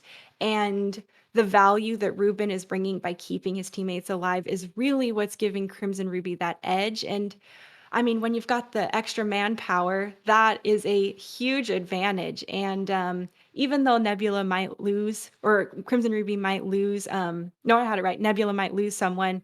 Um, they still continue to try and move along, whereas Crimson Ruby is willing to wait and save that person, sacrifice their resources, and then push forward with their full strength. And we'll see if they can continue to do that here, going into Junkertown. Not going to be the Maze anymore, because I did not see that in that pick, because the May, it's not that good on this first point. There's not really anywhere to Nah, wall people. no. Instead, we're going to be seeing a return to the double sniper, but with differing theories in terms of tank line. Yeah. And, we have the hogs coming through from both teams. So obviously, with the hook and on the board, that's a huge amount of potential for people to just literally get pulled out of position and then picked off. Always feel bad for anyone who's the unfortunate victim there. And, looks like Secret's actually going to flip over to the Sigma. So with 2 shields on the side of Crimson Ruby, the snipers are going to be having pretty much a heyday behind cover. As you can see, Halisov almost caught the Widowmaker right there, but Eagle stays out of sightlines, and now they have a nice clean angle. How are they going to use it, though? Goes for the pull into the headshot, but the shield is there. Nice job from Kleiser, keeping their team safe for the time being. Still gets a headshot, though, onto them, but Eagle soaring through, catches Halisov, and now man advantage for CE Nebula. I like the exchange of the sniper duel where, Halisov was going for one, and then suddenly the other sniper you weren't paying attention to takes you out. And that is the danger of double sniper and, getting zeroed in onto your specific sights of, who you're trying to focus on. Looks like Halisov is going to return the favor back to Eagle, though, and it is a long walk back from spawn. And no res either. Halisov was covering the body, and Aqua was not ready for that one. goes for the SMG, but they can't quite connect any bullets before Mini Ninja connects an arrow. They will eventually fall, though. Ruben still alive and kicking the sniper on the point, helping dominate for Crimson Ruby, as now they're in the open phase. They're in Eagle sightlines. What can Eagle do with that, though, when there's no one touching the point? There's no chance of touching the point. They just waltzed it on up, and with how much damage is being outputted, they could not contest in a safe manner. The sights are up here for Crimson Ruby, and that's going to give them that chance to try and get the picks, but I like how safe Nebula's playing. Ruben just tears through him with the dragons, though. You can't see him coming up, and, well, they're going to phase through the walls. Yeah, Ruben could see it coming, though, because that was a combo. Hollysolve set Ruben up with the Infosight, giving Ruben all the information they needed to connect that. Doing the same thing right there. Mini Ninja needs no setup. They're just going to get a kill anyway. But either way, the kills are still leaning towards Crimson Ruby. Look at this. The duel in the backline. Projectile versus projectile, but the pocketed one wins. Ruben cleaning up that Zenyatta, and now, without that damage boost, they are feeling free. But, yanking them from behind. Random thought they were safe behind Ruben, but they peeked out a little too far, and Kazara gets the kill. No mercy doesn't mean anything, though, when your team is crumbling around this second point. CE Nebula, this is their last chance to stay in the PKG playoffs. They need to turn it around here. And Secret here has just been absolutely popping off on this Sigma, taking down player after player, and the shield placement and timing that they have been using has been impeccable. I mean, Trance is going to save him here, but he's been blocking so much damage and just creating a lot of opportunities for his team and protecting his fellow tanks. Secret being the cap right here, just keeping everyone locked up in this small area. But that's not going to mean much when Hollysolve just decimates them. I mean, they had the Infosight for sure, but not for that long. They just saw that Widowmaker coming, and Eagle doesn't even want to take the duel anymore. Yeah, and, it was a little bit unfortunate earlier that we saw the hook come through. They thought they were safe right behind the Hanzo, and just not quite. But we do see Kazara switch over to the ball, and Himalaya is now on the Orisa. Still on the Orisa. So, continuing to hold that double shield very strong for Crimson Ruby. Don't fix it if it's not broke. And Valk here committed for this fight as they engage against the Flux. Yeah. Riddick Flux going in, but they don't really connect it onto anyone. The Dragon's right on the high ground to take away that positioning from Crimson Ruby, but it's not enough. They'll shoot from the low ground just as well as the double sniper, even in this disadvantaged point, is just being taken down again and again and again. Mini Ninja coming in clutch, helping their team take it out. But look at this. Mini Ninja is being pocketed so hard with the damage boost and the Discord. It's more or less a headshot. Yeah, I mean, it's easy for Mini Ninja when he's got this many resources for him. He just has to hit the shot, and that is a different type of pressure on his shoulders. We're creeping around here, see Nebula looking in the back line, and there it is. Strong engagement straight onto the Discord. Dude, that is communication, synergy, and perfect teamwork there. That was absolutely textbook. We'll be losing the duel, though, to Eagle, is now going up top. Secret is looking to try and duel this Sigma, but that is a kinetic grasp. Can't be firing through that one as the Dragons go up onto the high ground, just clearing the space for their team as Ruben helping their team secure the point. Now, the cart is rolling, but you still have to worry about those annoying flankers to the back. Seems like CE Nebula has a really good idea of what to do to engage for their opening arsenal, and then as the team fight progresses, they get a little bit lost and can't quite clean up the remainder of the kills. So looking to see if that can change here just before the last point. Transcendence coming out here on the last part. Going to be playing around this payload. Staying strong, though, for the time being. Rezzing up on the top just to get that pulse bomb down. That res came out in a big way. Eagle was alive for half a second, and they still managed to get 2 kills. That's clutch potential when I see it. Helping CE Nebula hold on in the end here. And once again, CE Nebula just barely coming through on the defense. And yeah, that pulse bomb just tossed right before he died, caught 2 people, changed the entire tempo of that fight. Crimson Ruby has 4 ultimates online though, and Man, it is going to be an onslaught coming through for this next push. Now, 98%, 99. They're looking to get this 100 right as they're rotating up these stairs, and that is going to be brutal, cutting off Crimson Ruby's approach. They get the slam there, looking to get the follow-up, but they're not pulling the trigger. They're holding on here, waiting for that immortality field to expire, not looking to take that dragon, instead trying to combo it up with that, maybe? Yeah, the Gridic Flux sets them up for a kill. And they do almost manage to get the DMAC, but in the end, it's Hollysolve who gets the value. Spud Hunter taken out of the fight. Mini Ninja still going to get a kill, but is it enough right here to stabilize? I mean, with spawn advantage, I think they have a chance, Waffles. Yeah, with spawn advantage they could, but they need to regroup and be careful with Kazara going down, though. That could be devastating. The ball comes back fast, but you're still losing a tank. It's a good thing Kleiser is absolutely a force to be reckoned with. I called out his shield management before, and I gotta say, it is still going strong, protecting any people on the sides, and he is throwing it left and right to block those damage from the snipers.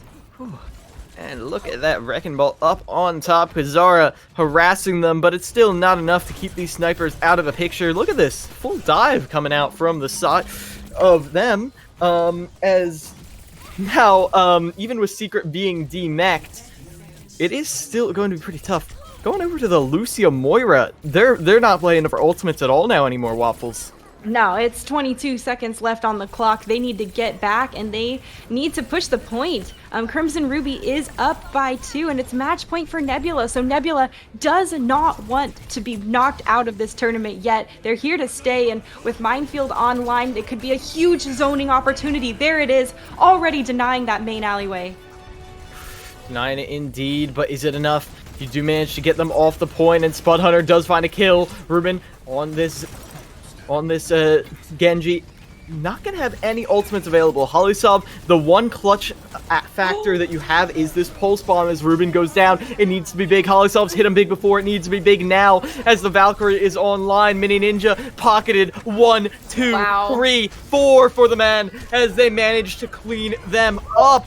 But Secret buying their team a second lease on life, gets 3 with the self-destruct just as it looked like victory was assured. Kazara now trying to evict these people from the point, but can you do it? Can you get the tanks off before the rest of the stallers arrive? I don't think so. These are very mobile DPS and supports. They're going to be back in no time, and just like that, it looks like Crimson Ruby might have a chance yet. Kilomiles, they might be able to flip this and push this all the way. See, Nebula needs to regroup, and this OT spawn time is not kind, and it is definitely not in their favor. Yeah, going to get the slam right there. Kazara, though, no one to follow up at all. They're just going to be focused down by the Moira and Tracer. This is amazing. After all of that, the Mini Ninja rolling in their grave, going to be using the dragons from spawn, but that's a stick on the Aqua just as they got out of spawn. No healers at all, and you're not going to be able to get the Transcendence online either. Ruben is about to have a Dragon Blade as well. The blade is out of its sheath. It's going in for the Tracer, but they dash away just fine.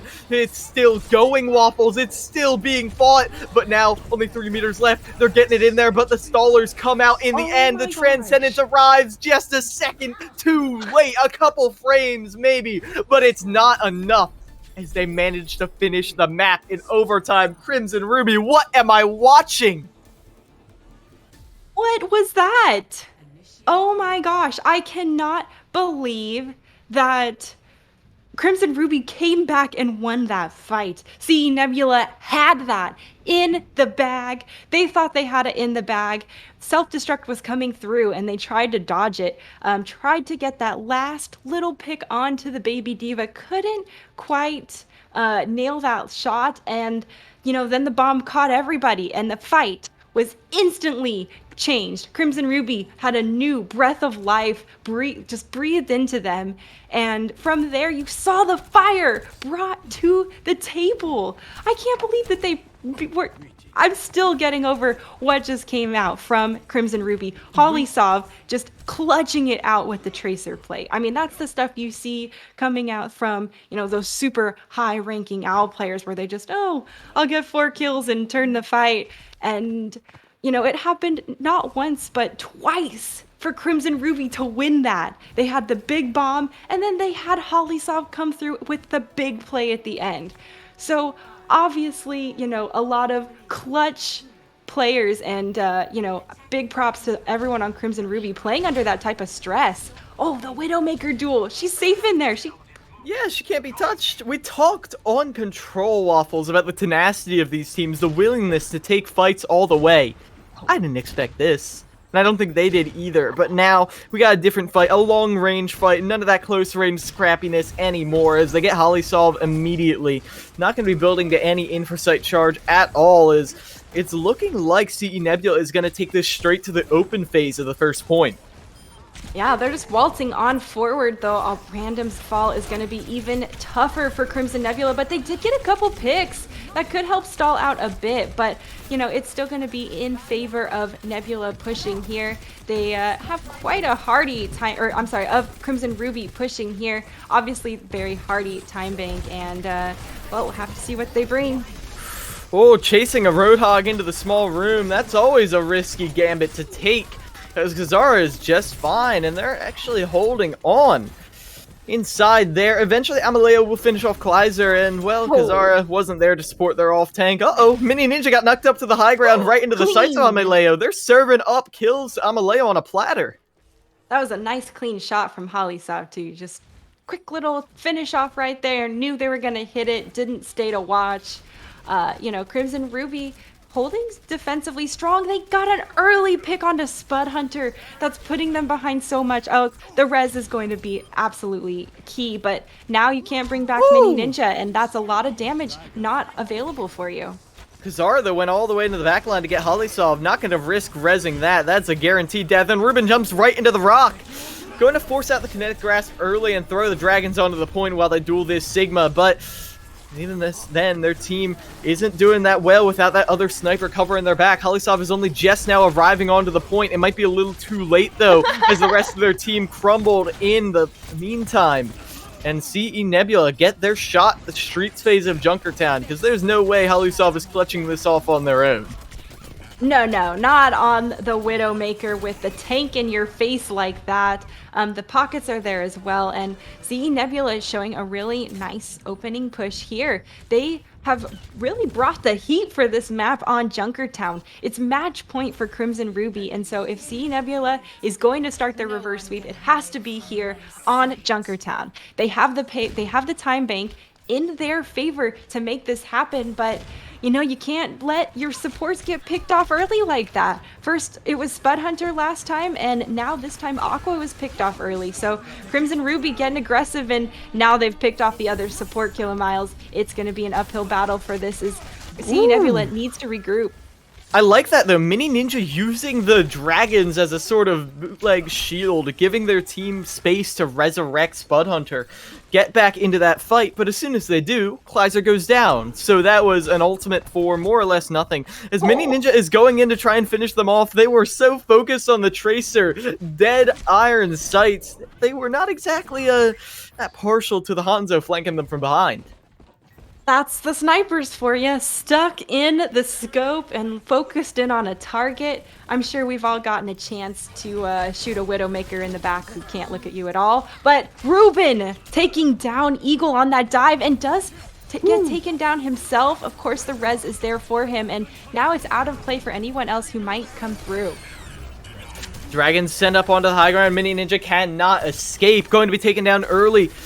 Crimson Ruby looking to keep this hold going.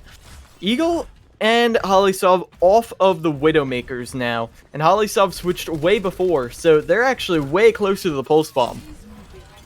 Oh, and they throw it out anyway. Catch Aqua! Ooh, right as they resurrect Spud Hunter.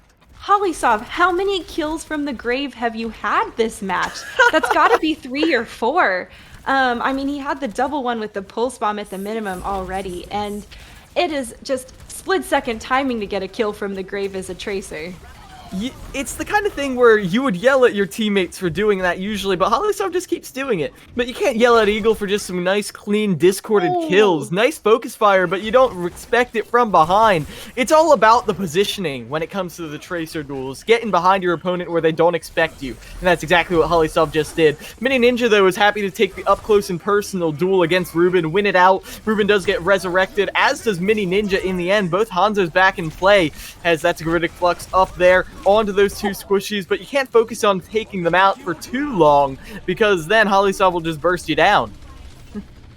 the Nebula still trying to aggress forward here and break through the defense of Crimson Ruby. Caught out on this side, and Maleo does go down. This could be the chance they're looking for. Pulse bombs are thrown. This time doesn't catch anyone, but CE Nebula feeling the stress, and well, now that they're up and they have that advantage pushing forward, Crimson Ruby's been doing a good job at mitigating some of this damage, but they have been targeting Spud Hunter, and Spud Hunter has been going down first pretty consistently for the team of Nebula. And, well, that Discord orb is just as good of a reason as any to want to target him. The team from Crimson Nebula, they have been really focusing down those Discord targets and just collapsing on them so fast. You blink and then they're deleted, just like poor Chegg there. And that's the type of communication that we look to see from these Masters teams, and probably why Crimson Ruby is targeting Spud Hunter so aggressively. Now with 2 minutes left, Crimson Ruby have the tools to get a long hold here, very ahead in the ultimate economy, but you need to find a way to cycle these ultimates so you don't get behind then. Ruben, though, very nice stuff right there, getting the cleanup off of that Griddick Flux thanks to the damage boost. These are traded kills right here, though, and even with the Resurrect, that's not great on defense. You're still going to hold on, though. Yeah, and see, Nebula, threw a lot at that fight, but so did Crimson Ruby. There's going to be opportunity for both of them to try to move along, but Nebula has 1:22 left on the clock, and they have been rolling the payload forward. They've had a very good push for this third round here, and well, that initial boop coming through, taking Secret down from the high, almost took Secret off the high ground, finally knocks him down, but gonna open up a bit of opportunity for more space. These pockets on the snipers are deadly, and look at that, Ruben just continuing to be a force to be reckoned with. Woo! Spud Hunter taken down early.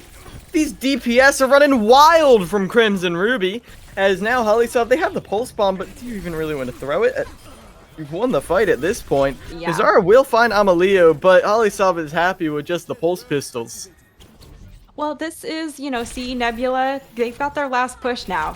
We're at 30 seconds and pretty much counting down with that late pick onto Eagle. It's a good thing Eagle is fast and will come back. Is Holysov going to get caught out? He's low. Oh, almost caught up. That could have been big if Kazara had chased him down, but not yet. A lot of eyes on this Pulse Bomb. Is it going to be a kill from the grave or just a, normal stick coming through? Eagle gets that first pick, but Nebula getting traction, Kilomiles. Yeah, as now CE Nebula pushing up onto this high ground. They made it impossible to retreat by putting the minefield way in the back, and that meant you just push on forward. It is still overtime, though, and you've got half of the third point left. Still got the tools to capture it, though, the Pulse Bomb and the Transcendence. The Nebula needs to move forward and takes a little bit of space, but they obviously can't leave the payload. OT bar has been triggered. This is a third push here on Junker Town, and with the Pulse Bomb available, it's really going to be, can they get a stick? Can they get a pick that'll turn the tide of the fight for them and shut down Crimson Ruby before they even get a chance? The Valk and the Flux, the Flux could lift them off and force them to lose right there out of the gate. Nice shield right there as well from Secret to protect the res, and now Ruben is back on the field. Instant reaction on the Transcendence to keep their team alive, keep them kicking in this fight. No headshots at all as well, no casualties as Random No! is not on the point. Oh, there it is, yeah. Oh. I genuinely don't know how that happened, but what a way for the series to end, not with a bang, but with a whimper.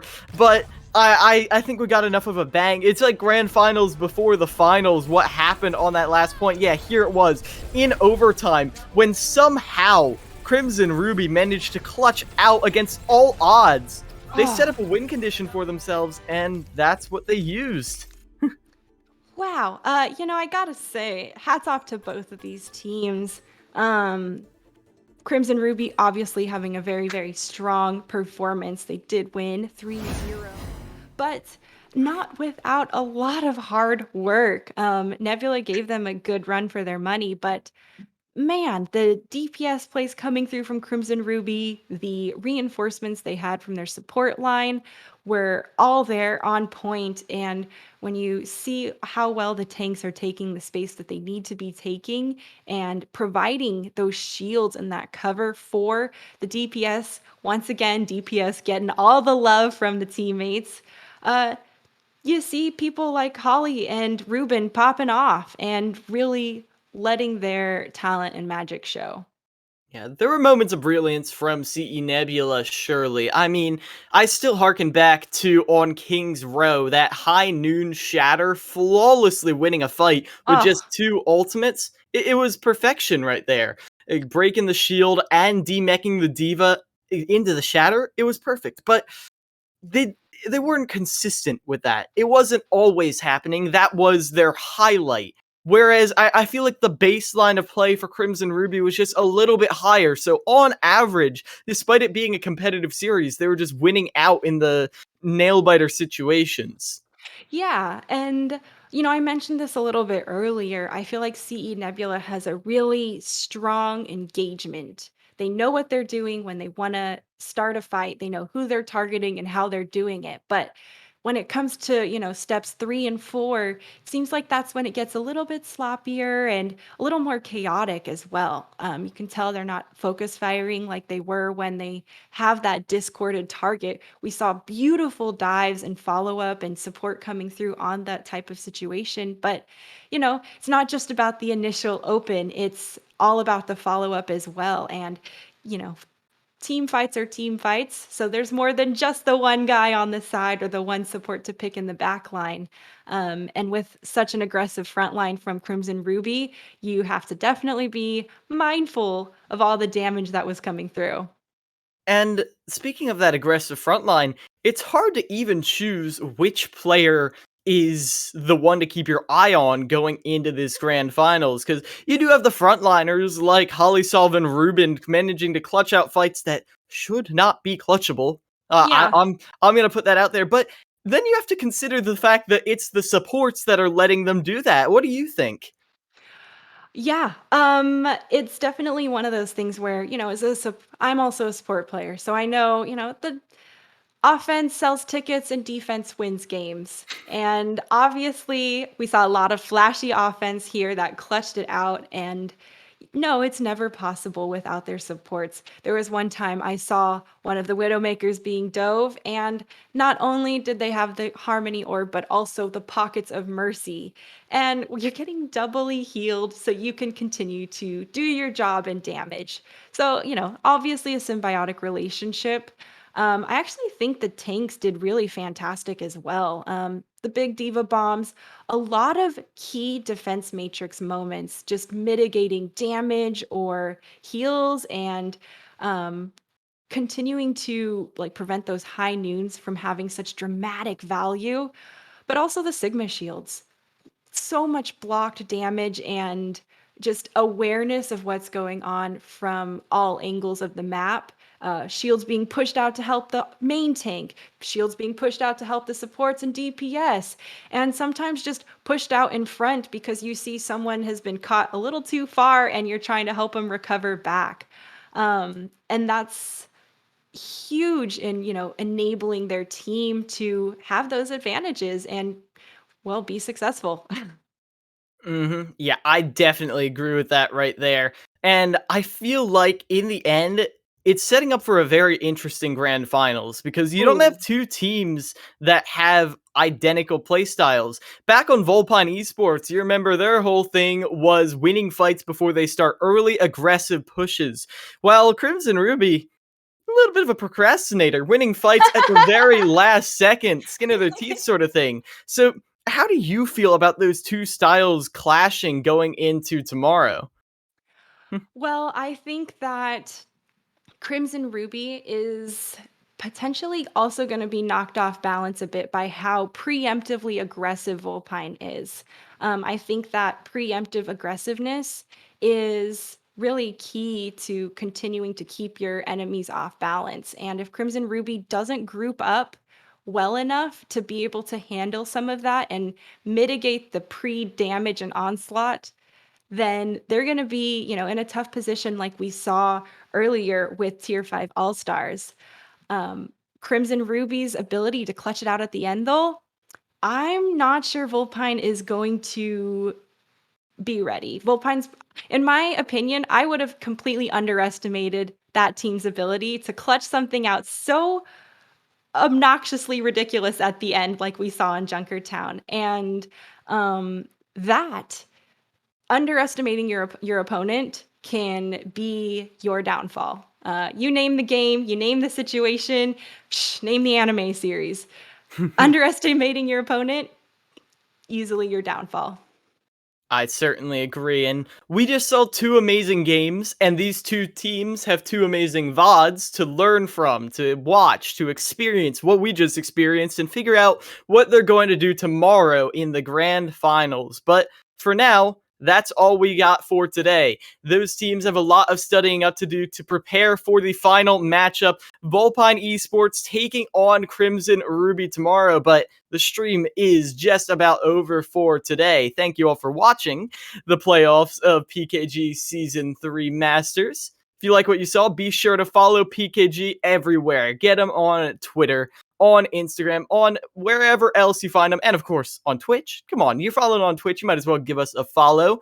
Also, check out my amazing caster right here, Waffles for Sid. I assume you got your Twitter right below you, and so do I, at KiloMilesGG as well. Got to give a huge shout out to all the people behind the scenes, Sil and GK Ninja running the production, and Sky running the tournament itself.